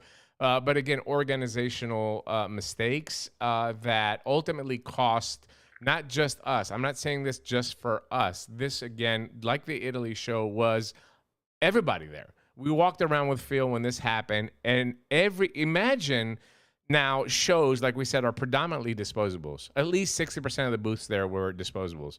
And every company has to take their testers down. So we walked around, and only just a few companies had brought zero. Yeah. And had those displayed. But everybody else, you buy an entire booth. On average, I'm going to say a booth is about $7,500. If it's you and you've hired a couple of girls and your crew, a couple of guys, you have 3 days, hotels and meals, expenses of bringing product inside, expenses of giving away products, swag. You're 25 grand deep in an exhibition, on every exhibition. You're 25 grand. That's what you're looking at for total cost of doing, a medium booth. With medium marketing, not having the Lamborghini there like we saw in the UK, right? Imagine spending $25K and then you can't display your product. That is just not good, and that's one of the reasons why, unfortunately, still high, but not as high as we would like, because Patrick is a really, really nice guy, and we really enjoy him. Also, Vaping Expo Madrid was the first show that we got best award for the Clips pod as well too. So very appreciative of that as well too. That's not the reason why they are on the place on the list. No, we got the best pod in Dubai. I just wanted to mention it. Yeah, I just wanted to mention it. It was the first. It was the first. Yeah, I totally agree with that. And to play devil's advocate too, to be fair, the people who are displaying, they should know the local laws and the rules too, right? But when they sign that contract to display at the show, yes, those rules and those laws and everything that you need to be aware of should be top, front, center, and bold lettering. I think I strongly 100%. And listen, even if you know the laws, this is a B2B exhibition, for example. Yeah, I mean, you don't know what you're bringing in the product that you want the customers to buy. It's the show's responsibility to tell them. And Chris, yes, if you had everything 0 milligram would be fine. But are you actually able to market and sell the product at 0 milligram? 0 milligram, there's not a lot of demand for that product. There's just in the market in general. The flavor is different than a nicotine product. You know all this stuff, as I'm telling you, as vapors, you understand it. But apathy, see you, buddy. See you, my friend. But nonetheless, when somebody's spending money with you, and you're, if you saw the Dash Vapes tour that Phil did, I talk about it a little bit there. When you have integrity and you're doing business, I want to make sure that the customer is always happy and is always taken care of. And I feel like from the business side, I think that a lot of people there were let down, including the Anakin booth as well too, with their products. Yeah, that's a good point too. Even when it comes to the liquid companies and the open vapor, it's so hard, you know, for us. We're 12 milligram vapors, right? And you can't get the product you want. You can't get it. Yeah. And then you got to be mad scientist trying to mix this shit up so that you can vape it and you could enjoy it. Yeah. Let me tell you something. That to me is one of the biggest downers of the new shows and going to the shows overseas. Yeah. When the shows were in the States, especially the earlier shows, I love this liquid. You have it in a 12. I'll pay you for it. Yeah, whatever. I don't care. You want me to review? Okay. And you got it and you vaped it and you enjoyed it and you loved it. Now, forget about it. Yeah. Especially if you're a vapor like us, because now There's even no the way. disposables don't work. Yeah. Right? Because I hate salt nicotine. I don't want to vape 20 milligram. I don't want to vape 50 milligram. I'm completely shit out of luck. Yeah. Right? 100%. You're fucked. Fucked. You know what you got? These nuts. These nuts. It's true. That's what you got. All right. So, what was I going to say? I saw a note. Preston says, don't bring up the deadline and curse us if I get an MDO tomorrow. Preston, even if you get an MDO, keep selling, buddy. Civil disobedience. Keep selling until they come in and arrest you, and I'll be over there with you. So we can go to jail together. All right. Top Vape Expos 2022. Moving on with the list. Number 2. Listen, again, Patrick, organizer here. I'm adding the Vape Expo Lille because for me, it was the first show that we did in 2022 because Paris was in 2021. So the first expo of 2022 was Vape Expo Lille. To me, just a refreshing, surprising, reminisce of the old times show. Keep in mind, this is France. Very, very much environmentally more friendly than a lot of the other European countries. This was the beginning of 2022. Not a lot of disposables, maybe 10 or dozen, maybe dozen to 15 companies in the entire show. But such a refreshing time. France is a huge market for us. We have a lot of friends. I think we had one of the best setups for the booths and any of the expos that we've done there as far as anything was concerned. But overall, the Vape Expo Lille, Phil, I want to get your thoughts. One of the best ones. Yeah, I would again, I totally agree with the numbers. If anything, like you said, Paris was 2021. Like I would put like Paris and Lille very, very equal, maybe Paris a little bit above Lille. But you have to understand too, the French shows they have a special place in my heart, right? Because it was the first overseas show that I've gone to. And the love and the appreciation and the welcoming that I got at those shows, again, it means the world to me. But to go there to that show, to be reminded of, you know, what the shows used to be, to see the balance of product, to see the modders gallery, to have your friends there, it means a lot. And I totally agree with where Dimitri put it. I think balance in products is really going to start. Like if we were to do a list next year, it's about balance. Yeah. It's about, did you have something, if you're doing a show that's both B2B and B2C, you know, business to business and business to consumer, if you're doing a show that is for the consumer, do you have something for the consumers to see? Yes. And I'm not talking about cars, and I'm not talking about booths, and I'm not talking about babes. Babes are nice. Yeah, babes are nice. Please don't take the babes out. Just keep the babes in. Do you have something, you know, for the consumer to see when it comes to vape gear, right? Gear. Yeah. And we saw that at the Lille show, and that's why I agree with Dimitri's rating. And a lot of consumers as well too. Of all the places I've been to, says Chris, France always had a lot of smokers, so I would assume vaping is big there. And there's still a lot of smokers in France, Chris, believe it or not. But yes, obviously there's a lot of vapors because there are a lot of smokers over there. So you can imagine that the crowd, big crowd, about 4,500 people, I would say. I find it shocking that Lille, which is the small show in France, had 4,500 people, and the Birmingham show had 1/3 of that. That just goes to show you what kind of unbalance we're talking about here. About 4,500 people at the Lille show, and just a great balance of consumer traffic. A lot of people were interested. A lot of excitement over this slide. The Coolfire Z80 won an award there. And again, I'm not just using that for the list. I'm just mentioning it for the show and our accomplishments. But that was the first show that we showed this slide as well too. A lot of excitement over the platform series. We sell the most Z coils and the most Z products in France compared to any other country in the world. So it's a huge market for us. The traffic, the buyers, the B2B, the B2C was just fantastic. And I just really, really enjoy the city. The city is beautiful. Me and Phil always have a great time walking around there. Overall, 𝗣𝗵𝗶𝗹 well deservingly so for number 2. Not to mention that I mean, I've even spent time in an emergency room in France too. So I mean, like, what could be better than that? Yes, the birth of the PP tears. JRR. If you want to remember the old days, I can zip tie a wireless transmitter to a camcorder and hand you a microphone. Miss you guys, Jamie. You know who this is, right? Of course, I know who it is. Jamie has his own video on the Taste Your Juice. Oh my God, Jamie, good to see you, buddy. He just had a Love you, baby. man. Can you imagine Jamie being a father, bro? That's just blows my mind. You know, when we were doing the Vape Team show and he was like producing all the episodes and getting all those rigs ready and stuff like that.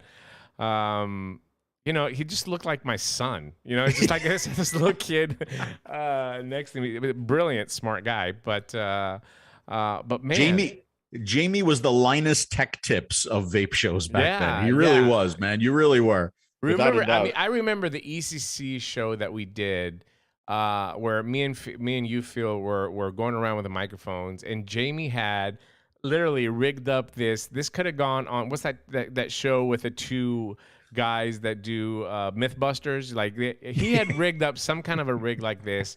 And he had battery packs and transmitters and satellites and Wi-Fi's and battery packs and everything worked. It worked flawlessly, flawlessly. It was such a good time, man. That was fun times. And now he has a baby. Can you imagine? Now he has a baby. That's a baby. Jamie, since you've left, I've fucked up just about at every show. Like I always, whenever we start recording, I'm like, D, I'm not sure this is going to work. That's like every time we start recording because I know he's going to yell at me. I know it. We did 128 episodes, I think, of the Vape Team show at a time where people said, what are you going to do a vape show every week and talk about vaping and laws? Nobody there's no interest in that. And look what it turned into. It was brilliant. But anyway, maybe we should put up those episodes one day, Jamie. I know we've got them all taken down on the Vape Team channel, but maybe one of these days it'll be nice to just like, you know, for your kid to see when he gets older some of your work.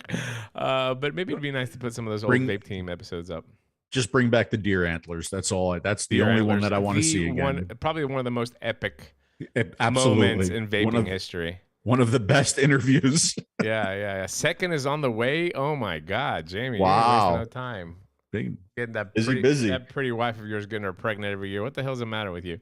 I hope you and Helene and the babies and the future baby, everybody's healthy. That's all that matters. Health is the most important thing in our lives. Everything else we can work for, right, Phil? Absolutely. All right. So I started my mom out at 12 milligram traditional, then moved up to 18 to 35 salts before she was satisfied enough to fully quit smoking. Yes. I mean, look, nothing against salts. Just Phil does not like them. Why shouldn't we have products for Phil? You know, I hate this argument sometimes that vaping companies do. Like, you'll tell them, do you have it 12 milligram? And you're like, they're like, well, we have it 35 milligram salt. And we're like, oh, I don't like salt. And then, like, to justify that they don't have 12 milligram, they'll say, it's like, oh, salts are helping people quit smoking. But I didn't say that. I didn't say that it doesn't. I just asked if you have it what I vape. Just because I know you have 35 milligram doesn't mean I vape. I vape 12 milligram. If you don't have it, fine. Just say I don't have it. It's all good. You don't have to justify your answer to me. It's not only justifying your answer, and I'm not saying that Ern is trying to do this, but it's like, well, I'm a mouth to lung vapor. Oh yeah, well, but mouth to lung doesn't work for me. Only direct lung does. I'm like, oh, okay. Yeah. Like, you want a cookie? What do you? I understand that. I'm not saying anything bad about the way you're vaping. All I'm saying is like what works for me, right? And if what works for me, and I go to a show and there's absolutely nothing there, that's a problem, because God knows at this show, there's got to be somebody else there that vapes like me. Got to be. 100%. Right? So when you have a show that there's nothing for me, it's got to be affecting other people too. Yes. Right. And that's my point. That's my point. Balance. It's a valid point. It's a valid point. Thank you. You know what? I didn't even say watermelon peach, the number one best-selling flavor in the unsalted line. I'm going to do a shot. I just did. Let me see if I got a word from our sponsors here for the. We got anything? Yeah, sponsor? I got something. All right. Hey, Dimitri, how you doing? I am the Vaping Greek. Yeah, no shit. What do you think about the unsalted watermelon peach flavor? Number 1. And what about the cool citrus? Number 2. All right, thanks, buddy. Thank you. Hey, Dimitri, how you doing? That's still one of my favorites, man. I love that. You did a really good job in editing. It's just like it's like bam, bam, bam. I wish we could play this in TV. I think we'd sell millions of them. See you, country boy. Nice to see you, buddy. Thanks for hanging out with us. I saw every one of those 128 episodes. Listen, I'm gonna tell you something. Recreational nicotine, there's always going to be demand for it, buddy. I don't care what it is. It's salt, it's freebase, it's extracted by, whatever. Goat's tits. It doesn't make a difference. Recreational nicotine, there's always going to be demand for it, whether you get it in a combustible form, in a vapable form, in an oral form. People want nicotine, period.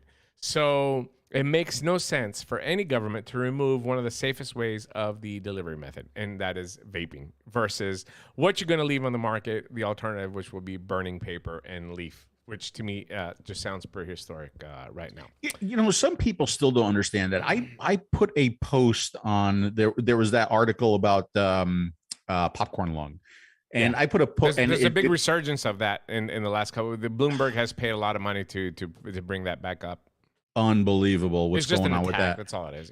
Yeah, I know. And I put it's really trending. It's got a lot of likes. Yep. But anyway, right underneath it, somebody put, well, the only way to quit nicotine is to stop using everything. I'm like, but like, don't you understand? That's like me telling people, the only way to quit caffeine is to stop drinking coffee. Yeah. Like people don't understand that it's not the thing that's killing people. They like don't get it. What if your government started attacking caffeine? Oh my fucking God. Oh my God. But it's like, it's virtually the same. It's kind of the same thing. It really is. The reason why nicotine is evil has always been because of the delivery system. Yeah. Right. Yeah. So you just wait. Watch what happens if the people start coming after caffeine and see how you feel about that. Yes. Right. I'll get to you. I'll get to some of your questions and your comments that Bill has collected from me in just a second. That talks about the shows. Getting back to 𝗣𝗶𝗶 𝗕𝘂𝗀. That's I think again, deservingly so in spot number 2, which will bring us up to spot number 1. And this is a little bit sad for me because Phil was not able to attend. Obviously, once again, the Hall of Vape. I said in German, the Hall of Vape. In Stuttgart, Germany, once again this year, takes the top spot. I love how he does this. Like, if you look at the sign here, this was the sign this year, and I took a picture of it because he got a lot of heat for having the disposable. But listen, this spot here that you see, Phil, it's a paid spot. Sure. If we wanted to put unsalted there and we could afford, we would have put unsalted there. But if nobody's going to pay for it and enough bars are ready to pay for it, why not put it on? This is a business as well. But just to show you why this show is one of the best ones and what kind of person Ira is, if you look at this sign here, he has put welcome in German, obviously, but then he has it in Greek, 𝗓𝗠, he has it in Chinese, he has it in Italian, he has it in French, he has it in Spanish, he has it in Russian. And this is truly how Ira is. I mean, his show is one of the most organized, one of the most respected, one of the most busy shows, one of the most gracious hosts. Somebody that really, really cares about their exhibitors. He goes above and beyond for his customers with integrity and ethos and responsibility. And ultimately, since you were not there, me relaying this back to you, yes, the numbers might not have been in the 15,000 like we've seen in the past shows. I think the numbers were around 7,000, 8,000 this show. Still a respectable number. But the most, I guess, refreshing part of it would be is what you said earlier, the perfect balance. Yes, were there disposables there? Yeah, of course, there were a lot. But guess what? There was a lot of modders. There was a lot of hardware companies. There was a lot of open liquid. It was just everybody could find something in the way, style, flavor, or preference of how they vape. And we can't say that about all shows. But for this particular show, 100% I will tell you the perfect balance. I fully disagree with your rating on this one. There's no way it could be number one without me being at the show. It doesn't even deserve to be on the list. How dare you? How dare you? It's just unbelievable. He just went. I didn't even see it. I don't know. He could be making this up. I don't know. Actually, I do know. I do know Ira. I know how he has taken care of us in the past. Matter of fact, he was upset because we were only going to be there for the show, because he always plans things for us, adventures, do things outside of the show. I've seen him wrap Dimitri's luggage with tape out in the front of the hotel. Yes. The guy he's unbelievable. And the show, there was one year that I went to the show, and like a really strong river, and it, like if you just step in a really strong river, you get carried away. The show was so busy, the aisles were all like really strong rivers. So you would be at a booth and you knew that you had to go to the next booth. So what you had to do was you worked your way into the aisle and you went with the flow until you got to the next booth and you tried to get off. I've never experienced a show as big and as popular and as crowded as the Hall of Vape. It is unfortunate that American Airlines can't get their shit together and can't hire the proper amount of pilots because that was the reason why I couldn't go to the show. And the sad thing was, look, I enjoy going to all the shows. I enjoy meeting all the people and talking to the people. Hall of Vape was the one show that I really wanted to go to. Dimitri knew it. Everybody knew it. I kept saying, this is the one it's gonna tell a story. You're gonna see the rebuildables there. You're gonna see product releases there. You're gonna see product launches there. It's gonna have the balance. It's gonna have the hobbyist vapor still there. And I didn't get to go, and I'm very, very upset about that. So God wants next year, Hall of Vape, I'm going to be there. But I know, based on what Dimitri has told me, based on what I've seen, and based on what I've read, that show deserves the number one spot. 1,000% correct. And I just don't see anybody dethroning that. I don't know. I mean, I'm assuming it's going to happen next year as well, too. I hope it happens. I'm really, really excited to go back. I'm gonna meet with Ira in Greece sometime in late August, early September, and we're gonna have a talk on a few things. But I mean, he was disappointed because everything, he goes to other shows to meet with clients. He's always in tune with the industry. We saw him in Spain. We saw him not in Spain, but a couple other shows this year. I was a little bit sad for him because I saw the disappointment in his eyes. Everything that he's seen in the other shows, he got a taste of it in his own show, and that's his baby, and I understand his frustration, but can't say we didn't say so. I mean, we just had predicted that for this year. Yeah. Well, number one, you can't say we didn't say so, and number two, you can't say that he didn't try. I also think it's important to know that, like, Ira and Patrick are friends, right? It's not like, yes, and Mose, they're all friends. It's not like they're trying to compete with each other. They actually do work together. They go to each other's shows to see what's going on, and I think that's important. And I think that's good too. I think that's good for the industry that they do know each other. They do get along. They do talk, and they do communicate. But if anybody's going to put together a good show, it's going to be Ira. It's going to be Patrick. I mean, they're and Mose. They're to me, they are tops in the industry. Yes. Question and comment from Breeze Tones, which ties in well with the best of the best that we did today for the Vape Expo so far in 2022. Are the organizers partly to blame with accepting so many stands from companies like this? I know it equates to paying for the event, but surely there was a protocol to choose the exhibitors. That's such a tough question. I mean, don't forget, like you mentioned in your comment, that this is a business. A vape expo is there's a lot of costs involved, and because I have a very special relationship with Ira, he's been very forthcoming with me. I mean, we're talking about full staff, we're talking about insurance, we're talking about. I mean, there's a myriad of costs. He puts radio ads, he puts billboards up in Stuttgart. He really invests. I can hear it myself. Where's that coming from? From you. Is that coming from me? Yeah. Hold on a second. Let me check. What, you miss me so much you want to hear me twice? My apologies. It's okay. So there's a lot of costs involved. So how do you say no? Like, okay, we're going to limit it to 20 disposable comics. Let's say we come up with this protocol. Well, who are you going to choose? You might have 20, and then 21 comes, and guess what? It's a guy that's done business with you for the last 5-6 years. He's been to every one of your shows, and you're going to tell him no? So you see that it's logistically, it's a nightmare to limit the amount. If somebody comes and they want to get a booth and they fit the criteria, I can't see how you say no to them. Now, having said that, if I was running a show, maybe I would try to offer some of the modders, some of the open vapor companies a better deal or something to get a nice balance.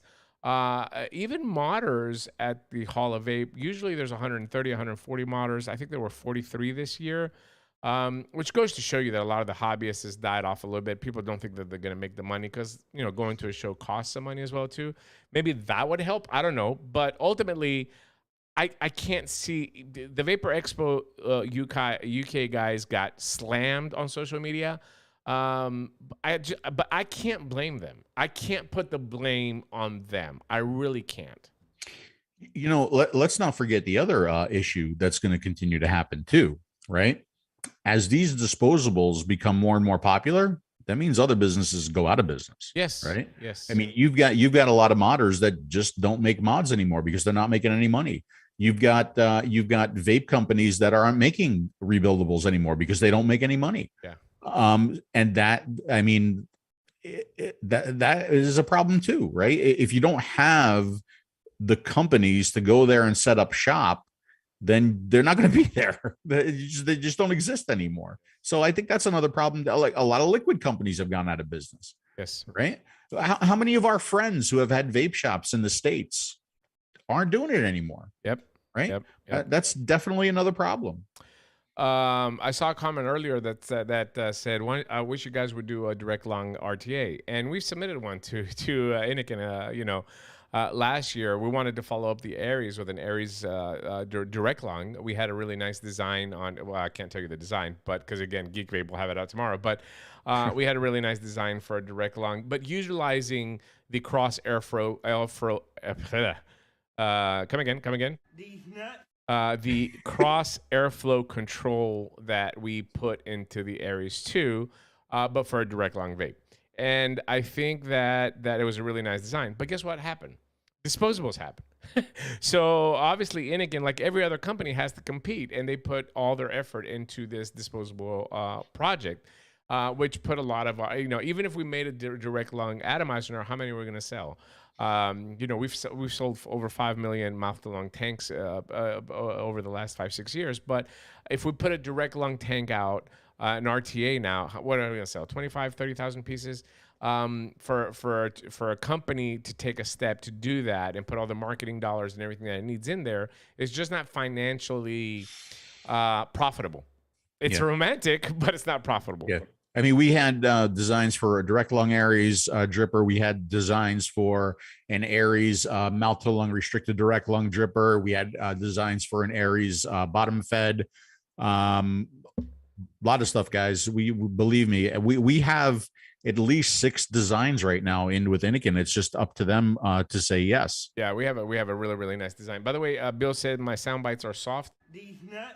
How about these nuts, Bill? These nuts. Those better? You feel those better now?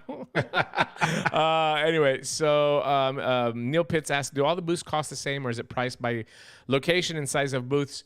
They're different. Obviously, there's a square meter per square meter price, and then depending on where you are, it might be a little bit more expensive, a little bit more cheap in the back. And also, there's sponsorship packages as well too. So you get a booth, and you also get a banner, and you get mentions, and you get a VIP. There's all kind of costs involved. You can be a platinum sponsor; it can cost you up to $100,000, $150,000 for one show, where you have the main booth in the center. You have the banners outside like 𝗪𝗏𝗺 did, like you saw in the picture that I showed you. You're mentioned on ads. There's a lot of sponsorship packages that go into a show. So yeah, it varies. It varies. Don Loco has a sweet lung from vaping this delicious watermelon peach. If he says it, do I have to drink? Yes, of course you can. Yeah, if I say it, you can drink it. Oh, that's true. All right, go ahead. I'll let you take a swig of it. I don't know why these nuts are so low. That's a good timing. It happens as you get older. These nuts are soft, but everything else is banging. Bruni said, someone said Chinese government has only approved 3 companies to produce nicotine e-liquid. Any truth to this? Absolutely not, Bruni. The Chinese government would never do that. I would never do that. All this is just smoke and mirrors, buddy, what's happening in China. Hey, good job on the numbers there and the awards. I think they deserve it. I think, you know, all these shows deserve a little bit of a mention. Yes, 100%. Chris, juice from China is so scary. Not as scary as smoking and inhaling tobacco smoke into your lungs, buddy. Even the worst Chinese juice is better than smoking. Still waiting on that dual 21700 proton, says Breeze Tones. It's not going to happen, so just don't wait. It's just don't wait anymore. Just go ahead and buy something else. Buy something else, buddy. I wish we could make it happen, but it just won't happen. So speaking of which, and before we get to AQUIOS, which by the way is the new word that you can't pronounce. Yes, now it's schnitzel and AQUIOS. And AQUIOS. Yeah, I keep saying IQOS, like IQOS. He says IQOS. Yes. Like every time he said, whenever we're at the show, I'm like, "Where's the IQOS booth?" And it doesn't exist. It's okay. You're Greek. It's okay. Just a quick mention about the 𝗧𝗨. I know there are questions about the 𝗧𝗨, and I mentioned some of it in last week's show. Some of it got cut off when we lost the feed. So the 𝗧𝗨 has been ready. As a matter of fact, there's final packaging right there. 𝗧𝗨. It has been ready. It's been ready for a while. It's been ready for a while. That's what I was about to say. Okay. It's been ready for a long time. When we tried to release it, Inikin held it back. The reason why they're holding it back originally was because they wanted to release it on its own. Okay. On its own, just like that. And it is going to come with the 0.3 ohm for restricted direct lung and the new 0.6 ohm duo Z coil for mouth to lung. Okay. So the same duo coil technology that we have in the Z Force tank, you're going to get a Z coil, right? The 0.8 ohm isn't going anywhere. You still like that. You can still get that coil, but we're releasing a new coil with this. All right. So it's going to release on its own, and it's going to release as the new, with part of a kit. And that's the Z50 kit, right? Am I right? That is correct. And I have that. Okay. You have a picture of that? Oh, I mean, oops, that's the wrong one. Oh, I got it right. Here it comes. There it is right there. This is the Z50, the new Z60, I'm sorry. Z60 rather. And you have the new rainbow 𝗧𝗨 on there. Yes. Which is very sexy, by the way. It's not the rainbow that it's a matte finish rainbow. I am not a fan of the rainbow until I saw this, which has been one of my favorite tanks now. Looks really, really cool. Okay. So again, they're holding it because they are waiting to release it as the package with that new mod and on its own. Here's where it gets even trickier. That mod is just about done, right? We are in the slow time of vaping sales. Yes. So it's getting delayed again. Yes, because late July and early August, a lot of people in Europe go on vacation. So a lot of the buyers and all that, there's just not a lot of action happening. So Inikin decided we're going to send it out to wholesalers mid-August. It'll reach the countries by late August. Go to the shops. 1st of September will be available for sale. So there you have it. There you have it. Are we happy about that? No. I mean, no, because we've been talking about it for a long time. People are excited to get it in their hands. They're excited to use it. They've seen it. They've seen it at shows. We have talked about it. But we're at the mercy of their strategy. That is their strategy. So Yes. that's what we're stuck with. Okay. Yes. So please be patient. I think you're going to love it. I have been using my prototypes. I've got prototypes over here, and I've got the final packaging here. As a matter of fact, I even did an intro video for it. That Great video, by the way. Great video. Thank you. And I was told to hold it back. And if I were to show you the intro video would have a promotion for Provop in it and for the Dubai show. Yes. So that tells you how long ago that I did the video, right? Yes, yes. So again, we appreciate your patience, and we think it's going to be worth the wait. All right. So Yes. hang on a little bit longer, and you'll be able to get it. Sorry, guys. Absolutely. Neil Pitts, have you thought about? Oh, by the way, Paul from Australia says about my nuts. It's called gravity. Oh, thanks a lot, Paul. Yeah, I've noticed that myself, buddy. Neil Pitts, have you ever thought about putting a tobacco flavor out in the unsalted line? Yes, but here's the thing. It's just so people, we have a new unsalted line in the works, and it's not tobacco. The next one is going to be a tobacco. Right now, we have unsalted on ice, and then we have unsalted. I can't tell you. That's going to be released in Paris. We hope. We hope, and at the Paris show in October. And right after that line, then we're going to put some tobaccos. The thing with the unsalted line is, just so you know, is that it has to be 3 flavors because we're 3 guys. It's me, the wonderful, creamy, robust guy up here, Mr. Phil Busardo, and Tiny Lips Matt from formerly known as 𝗀𝗃𝗃𝗀𝗃𝗀𝗃. There's 3 of us.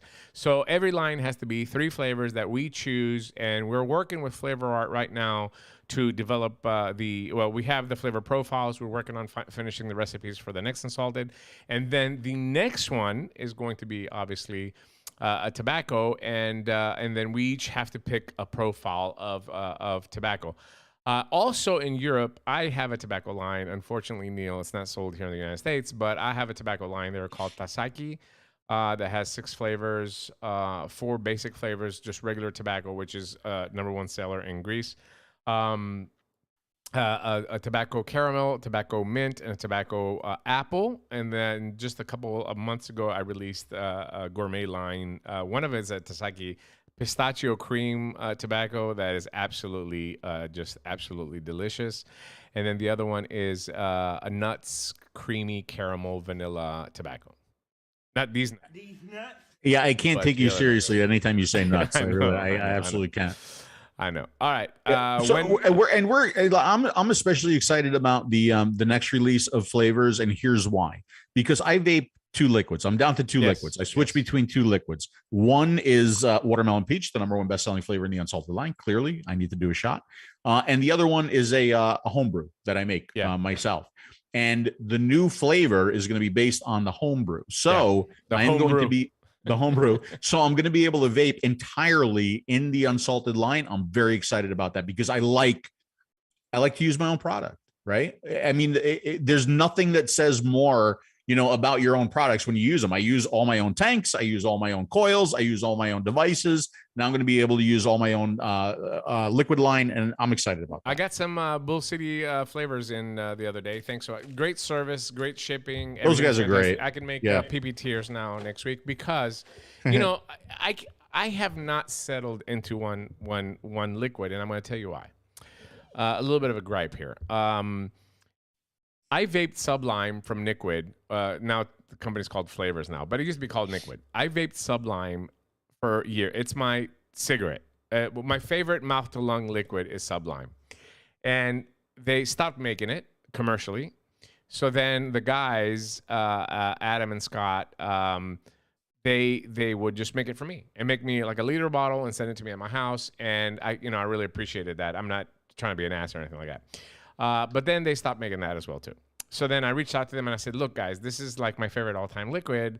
Can I at least have the recipe? I'm not going to commercially. Nobody else vapes this, obviously, because you're not selling it. There was no demand. It was just me.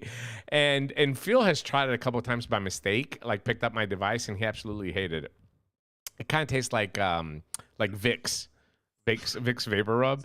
is how Phil described it. But they just have not reached out to me in a year now, so I'm a little bit upset about that. So on my mouth to lung, I don't have anything that I vape like all day, like you do. You have your 2 flavors, boom, you got it.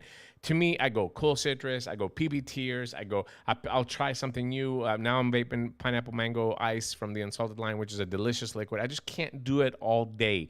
Where the Sublime, and you know, I've had people try to make it for me, but they all failed. I think that they were using a very special eucalyptus extract into that recipe.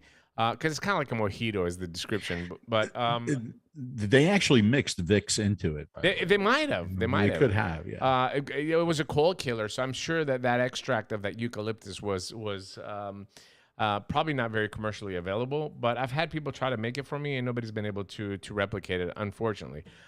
So I'm just like all over the place. I'm not 100. I'll tell you that I'm not 100% satisfied with my mouth to lung vape right now. Like I'm not. It's like the Sublime. Boom. Fresh coil or a new coil. Put it on there. I'm happy. I'm done. Yeah. I'm 100% satisfied. Now in my vaping, I'm almost 100% satisfied in my restricted direct lung. But then again, I don't vape like that all day. Right now in restricted direct lung, I'm vaping the Chroma Z at 26 watts, whatever. But I'm vaping this Jam Monster. I really like this Fruit Monster with ice, and I put some extra WS-23 in it. But my mouth to lung, I'm at like 93%. 93%, which is not good. I mean, it's good, but it's not like it should be higher levels. Yeah. Every now and then, like I mix like a different flavor in, like as a treat. Like right now, my treat is the Verona, the Bombo. We both fucked it up. I know because I used to like the Belgian cocoa back in the day as a treat, as a little dessert, kind of a sweet treat. Yeah. And I'm really digging this right now. Yeah. Matt doesn't do Suck My Mod anymore, or he doesn't call him. It's Matt from SMM is his name. He became more adult. And now he's doing TikTok videos. Listen, Matt, I love you, bro. But I mean, just stay off TikTok, bro. I mean, you're trying to change your name to be more professional, and you go to TikTok to make videos while the 12-year-olds are. Anyway, what was I going to say? He's the artist formerly known as Suck My Mod. That's what I call him. Anyway, we don't have much time. Let's get into the AQUIOS. Did I say it right? Aqua. Say aqua. Aqua? AQUIOS. AQUIOS. Beautiful. There you go. I'm never going to get it right. Bravo. Right again. But just a brief, before we play the video, you're going to hear a little bit about the technology. Of course, we've prototyped this a year ago when the concept came up. To me, the most important part was, are we going to be able to create this solution that's going to contain 30%, at least 30% distilled water, with the goal of increasing it even more in the future and actually get it to vape feel? Yep, absolutely. Key here is there's a few things, right? There's the delivers flavor. It's a cleaner, purer vape. Okay. Delivers flavor better, delivers nicotine satisfaction more, but it has a what's the word I'm looking for? It doesn't give you the dry mouth that like, especially when new vapors start vaping, they get that dry mouth, right? This is supposed to prevent that, right? 30% distilled water. The problem here is when you do 30% distilled water, it thins it out, right? So current vaping technology will leak. Right. That's why if we're going to do this in an open bottle, it's got to have a special atomizer that goes along with it. It's not going to work with any other atomizer. It's just going to pour right out. Right. So that's already taken into account with the disposables that this is in. And I just want you to be aware that one of the disposables that this is in is called the Enviro. Right. And the Enviro is a paper tube with 2 pieces on the end. Those pieces are removed. You pull the battery and the cartridge out. The cartridge is the only thing that you can throw away because it contains the nicotine. Everything else on this device is recyclable. Okay. So once again, that's Innikin. They have their environmentally friendly packaging. They are at least trying to put a disposable out there that is 90% recyclable. Okay. So, and also Innikin is one of the last companies to jump in. They fought so hard to stay away from it, but they really did. But eventually they had to. But anyway, here's some more information You're going to see Benedict in the video. He is the UK marketing guy. And you're going to see Jim as well, too. So let's see it. It's just funny to see how, you know. That's not it. Is that it? I like that camera. It's really good. You like that? You sure? Very sexy. That's me. I didn't send you the bill for the camera. This is not it. No. This is the funny part. Oh, not my fucking hair again. Bald spot perfectly. Motherfucker. Yeah, but there's a difference. You have an excuse. He's got no excuse. I don't think this is it. Why don't you shape it down like him? What? Shape it down like him. Shave it down? Yeah. I might. No, this is it. It can't be. What show is this? This is the Vapor Expo. The This is Vapor definitely not Expo it. UK. I knew Anakin booth is the AQUIOS. Oh, why has that happened? And see what kind of feedback. Oh, yeah, okay. Yes, all that stuff. This is Jim. I'm the general manager for AQUIOS Labs, the water-based labs in the world. We are the first one to launch this water-based technology in the world. So I'm in charge of the whole brand and the whole business here. My name is Benedict. I'm the UK branding manager for Inikin. I'm in charge of various activities involving branding and marketing in the UK for Inikin, including events like this one. I started the industry almost 6 years ago in another liquid brand. And then for this AQUIOS Labs, we found the traditional 𝗵𝗵𝗶𝗀 technology that for many years, right? But we found some problems like a harsh throat, like the dry mouth, this kind of things. So we found some genius in this industry to develop a new technology with water added to make the liquid more smoother and quicker satisfaction and keep you no dry mouth. We have a team of people. We found these problems and we invest a lot of money and time, and then finally we got this new technology out. Like many people who work with large vaping brands, I started out working in vape shops, progressed to being a manager in a vape shop, eventually started being a writer for a trade magazine, and one day found myself working for Inikin, which is a bit of a dream come true for me because I quit smoking with an Inikin product. So I'm very happy to be working with Inikin, and of course our brand is known for innovation. It's known for embracing new technology. And so when Jim came along to us and showed us this amazing water-based technology, we jumped at the chance to be working with it and become first to market with water-based vaping devices. There are several benefits for added water. The most one is the flavor is more smoother, okay, and then you get a quicker satisfaction. The nicotine can go to your head quickly. The last one is the water is to hydrate your mouth. You don't feel any dry mouth from that. Yeah, that is the main thing, the main benefits for the water-based technology. It's not easy work. We spent millions of dollars to develop this technology. It took us over 2 years to develop that. There are so many testing, water sometimes is too flooding. So we need to solve the leaking problem, need to make the flavor out. So it took a long time and a lot of investment to make it, but finally we make it. It's the same feedback we've been getting since our earliest consumer tests, which is, wow, that's smooth. And for a lot of people, they can't quite believe it. And they say, oh, is that zero nicotine? We say, no, it's 20 milligram. It's the highest we can go legally. And people can't almost believe the difference that it makes adding water. So that's the first thing you notice. The second thing that a lot of people notice is just how quickly the nicotine is delivered. And for most vapors, the instant satisfaction is so important, especially transitioning smokers who are used to combustible tobacco, which, as we all know, for all the things that are wrong with combustible tobacco, one of the things it does well is deliver nicotine to your body very quickly. So we know it's really important to do that and mimic that, and we're really happy with the impressions we've been getting from consumers and, of course, business people in the industry. And as we know, working in the vaping industry, business people are hard to impress these days because they've seen so much great technology. I got a lot of wows when the visitors try the product, right? Especially when we explain the technology behind. With water inside, the temperature can be dropped 100% lower than the traditional PGVG. So theoretically, it's more safer than the traditional one, because the vaping temperature is 160 degrees compared with over 250 degrees PGVD base.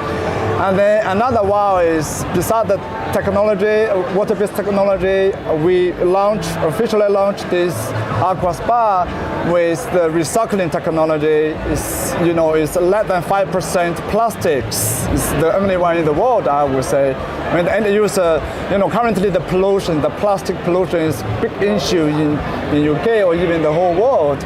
So we use the paper, with the paper as a tube. When the clients finish the vapor, they can easily to take off this part, silicon part, take off this part. It's quite easy. Then pull out this, and just pull out the whole side, okay? And this cartridge in a special dustbin, the battery in another bin. So all of this is recyclable. Yeah, so people get crazy about that. We choose Uniqin because Uniqin has a great reputation for the in this vaping industry. They have good quality control. They have premium reputation name. So we work with them. They are our first OEM partner, and they also manufacture for us. This is the 𝗀𝗬𝗧 F600 model. And as I was saying earlier, as soon as our product team got to try water-based vaping, we knew that we had to integrate it into all of our disposables going forward. So right now we're focusing on the 𝗀𝗬𝗧 F600, and this is a flavor-focused device. We've really made sure to keep this device as low profile as possible to concentrate the air pathway and really keep flavor concentrated, because we know that, especially with disposable customers, it's that first puff makes all the difference. It's that first puff that distinguishes one disposable from another. And if you can't give them that amazing saturated flavor on that first puff, then you've already lost them. And that's the beauty of this technology, is that water isn't just smoother, it's also the ultimate flavor carrier. Yeah, for us it's a massively new application for our disposables, and I can't really see us producing disposables in the future that don't use this technology. In our portfolio, we have some power systems under development which can use the water-based e-liquid, because this coil needs to be redesigned for this e-liquid. Our power system is actually Uniqin already have one, and we also have the bottle e-liquid to try with some open systems coils. We have do some more research because it's not easy, but hopefully in the autumn we can have this e-liquid for the open systems. Okay, so it sounds like that the liquid itself does require something special happening with the coil, or the power to the coil to work the right way. Yes, so that's right. So in terms of developing an open system with the water-based e-liquids, the biggest challenge, I think, will be consumer education. Because of course, once you take a bottle of water-based e-liquid, you can't put that in a traditional vaping device. It will simply leak. So not only is it a challenge of developing the open system, it's also educating the consumer and educating the retailer to ensure that they're using the water-based open system with the water-based e-liquid. Now, it's a challenge, but I think it's a challenge we can overcome, because the vaping industry has always been open to innovation, and when consumers see the benefits of water-based vaping, I think they'll be happy to change over to a new device in order to make that happen. As Jim mentioned, we have already got some very early modified coils, and we're just working to really improve that so that the open system can work as flawlessly as the disposable systems are already working. Uniqin, we've got a clear track record of wanting to become more sustainable and reduce our carbon footprint in vaping. We've seen that previously with our packaging. Our packaging is all fully recyclable. It's really important to us. We're partnering with initiatives like One Tree Planted. Now, we recognize that the disposable vaping industry is fantastic for recruiting smokers.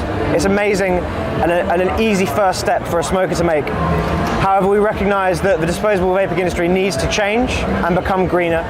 So I just want to let our customers know that we are currently working on some really exciting products that are going to be even easier to recycle than they've ever been before. And we want to bring a more sustainable solution to disposable vaping. I think this cutting-edge technology is deserved to be shared to more end users, let them to try. Right?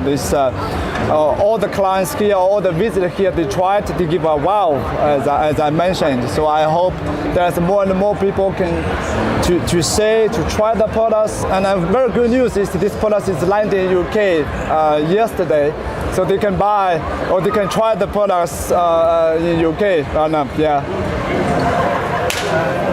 Hey, thank you. It's easy. Show business, baby. So there you have it. That is the AQUIOS technology. I said it wrong again. See, it's okay. By the way, I apologize. I totally forgot I had that little intro before the interview. That's okay. That's what you sent me. So by the way, when this interview was over with, I don't know if you saw this. This was we were just coming back from the. Very important. That's how we got to the interview. That's how we got around the show. Yeah. Yeah, I mean, that's pretty much in a nutshell. Let me get some of these questions here really, really quickly. Again, we've run out of time.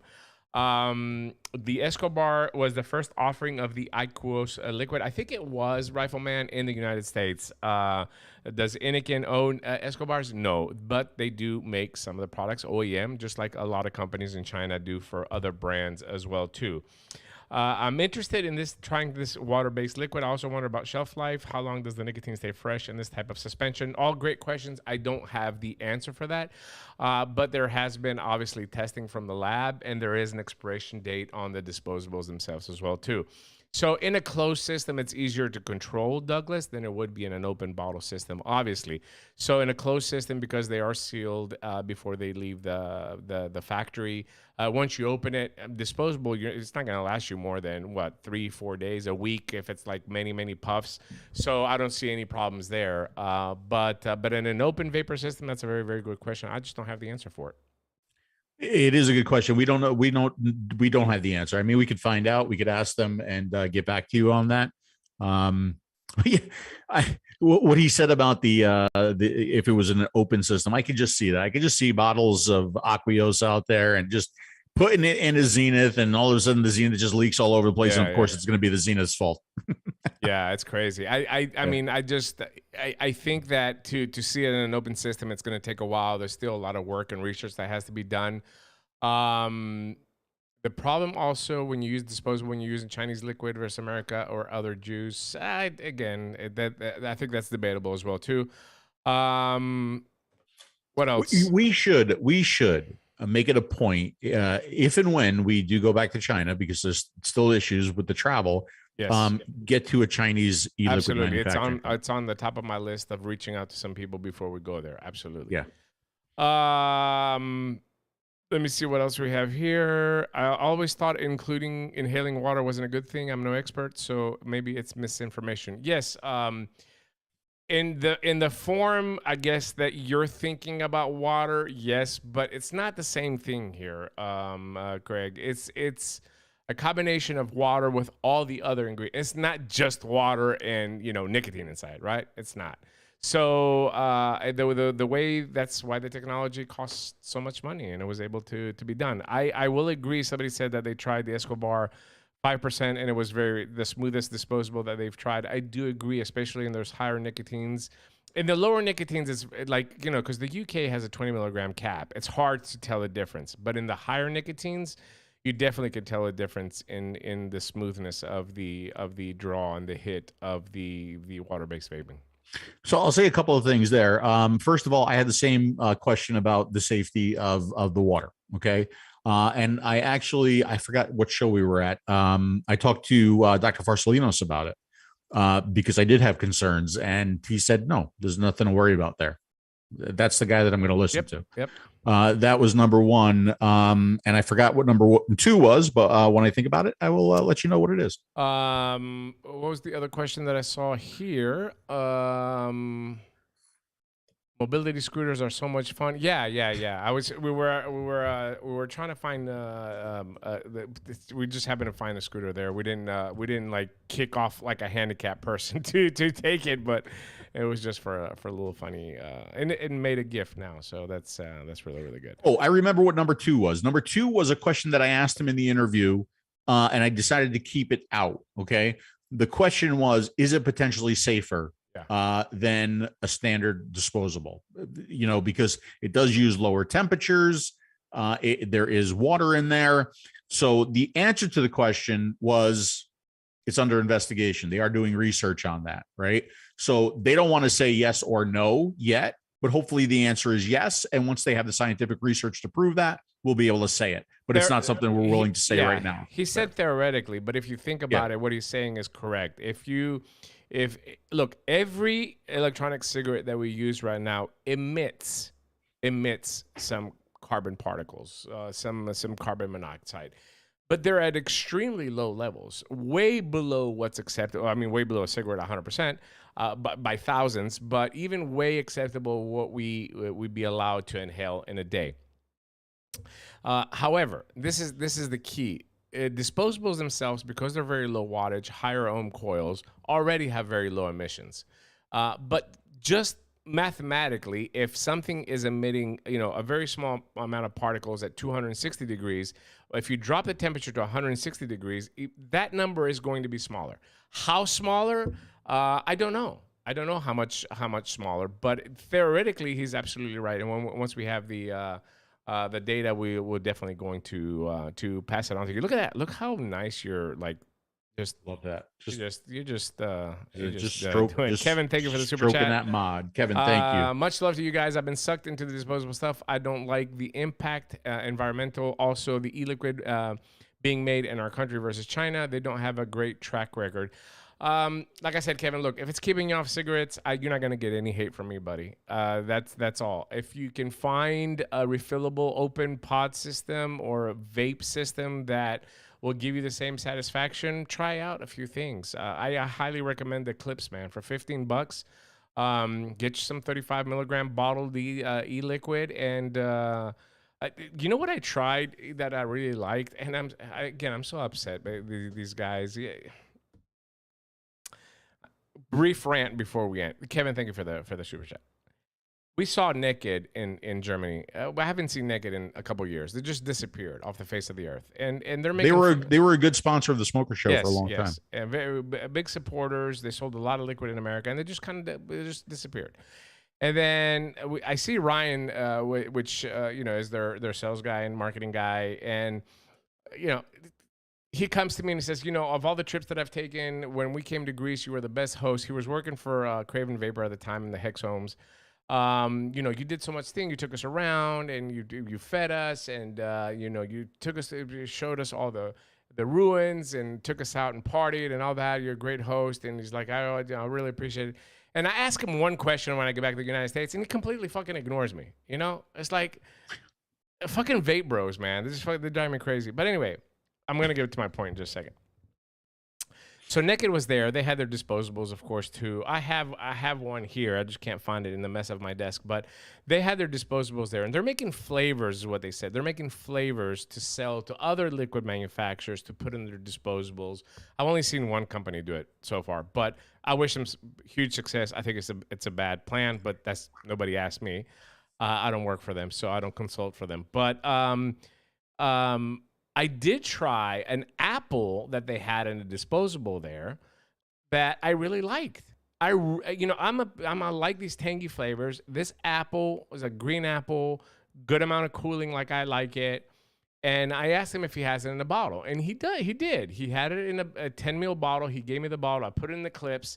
And let me tell you something. It was if you find NKD, it's NKD now, not Naked. I don't know why. They probably got sued by Naked, but whatever. If you find NKD and you want to try their flavors, they have them in 30 ml bottles. Take one of those, put them in a Clips, and try it, Kevin, if you want to get away from that. I'm only suggesting that if you want to get away from it. I'm not telling you drop the disposables and do this, because if you're not smoking, you're doing it right. But if you want to do it, this is why I wanted to get to that point. I sent this guy a message, and I said, I really like that apple flavor. Do you have it in freebase nicotine? and I got no response. Like, I'm telling you, I really like this flavor, and I got no response from him. Like, completely ignored me. He saw the message completely. I was like, is it freebase or salt? He's like, I got a bottle back in Georgia. I was like, is it freebase or salt? No response. Because it probably not in freebase. And so it sucks. I've seen it in 35 milligram salt, and I've seen it in 50 milligram salt. But I wish they would make it in freebase as well, because it was a really, really good flavor. No, man. That was my rant. Yeah, we covered the IQUOS as well too. Listen, you want to give it a try. Escobar's here in the United States, have that technology, give it a shot. In the UK, in Europe in general, you'll find it under the IQUOS bar. You'll find it under the 𝗏𝗏 brand. And there's a couple more deals that have been made in the past few months after these shows where you're going to see the technology being used in other brands as well too. But when you see IQUOS on the box, that means AQUIOS. Aqua. I love your it brother. provides fantastic Flavor and vapor. Flavor and vapor. It gives you a very, very good flavor and vapor. All right, I think we answered all the questions. When congested, people inhale steam to help break it up. I mean, it's not hot. That's the whole thing about the vaping. It brings down the temperature in the disposable. So I don't think it does anything. And I have sinus problems. It didn't do anything for my sinuses. Steve vaped 20% distilled water for a few years because it helped with wicking and dry hits. I never had any issues. But I never seem to be concerned with the 4,000 chemicals in cigarettes either. Yeah. Very, very great point, Steve. Yep. Very, very good point. MMM, I've been in the game for a bit. Have so much freebasing, yada, yada, yada. The FDA is basically destroying us. We've had our coin purse flicked, so I don't know. Anyway, try those out. See if it works for you. At least we passed on the information. And anybody that asks, Phil, you should put that video up standalone as well, too, because I'm tired of answering what water-based vaping is. I can just send them the link now to the video, and hopefully you'll be happy. Yep, we could do that. We'll do that this week. Yep. All right. We covered it up. What else, Phil? Let's wrap it That's up. it. That's it. We did it. Hey, it's great to have you at the controls again. Yeah, it's nice and refreshing and relaxing for you, isn't it? It really is. It's a lot of goddamn work, man. I tell you. Oh man, that's fun. Let me see what else I got here as far as music. Oh, I have that. Okay, so we can play that with a closer. Hey, listen, thanks for tuning in. We've got Dr. Colin Mellison invited for the show. It's probably going to be next week or the week after. I'm also going to invite the Vape podcast guys from the UK to join us. I did get a question from Neil Pates if we're making a Boro tank. We are not. We have an exclusive hardware contract with Innikin for the past 6 years. And hopefully for another 3 years. But there is a modder in Greece that is making a Boro tank with a rebuildable base that will also take the Z coils as well too. So we're very, very excited. We can't say anything about it other than that. They are making it. We've seen the prototypes. We've seen the designs. We haven't been able to try it yet, but hopefully it'll be ready soon. Very, very nice guys, and they're doing a great job, and it's going to be their product. We're just here to support it because it takes the Z coils as well, too, and a lot of people have been asking about it. Yeah. Yeah. That's it. You know what that means? What? You're gonna have to get a device with a Boro tank. I have. Do you know I don't have a device? Is that ridiculous? I don't have a 𝗏𝗶. I don't have a 𝗏𝗏. I had Kevin. Thank you, my friend. I appreciate the $10. Thank you, Kevin. Appreciate it. Very nice of you, man. I hope we helped you out a little bit. But listen, there's choices out there. You just need to be able to do it. I had 2 𝗏𝗶s. They never worked for me. I've always had leaking. Always had issues with it. I gave one to a friend in Texas, and I have another one here somewhere. I don't know where it's at, but I'm not asking you for your 𝗏𝗶. I just no, you can. I mean, you can have it. I mean, it's you can have it. Let me see if I missed any questions. Yep. Peggy, what's up? Peggy, what is up? Nice to see you. I hope you're doing shots with Phil. The cloud disappears faster, says on the IQUOS. Yes. The dissipation time is quicker because the amount of vapor is more discreet. Yeah, it is. I was surprised though. I thought it would be like just this little bit of wispy vapor, but it's really not. It's really not. It's very, very similar, but it does dissipate a little bit faster, which is not necessarily a bad thing. Yeah, it's a little bit more discreet, I should say. I don't think that's like a huge selling point of it, but it's definitely more discreet. All right.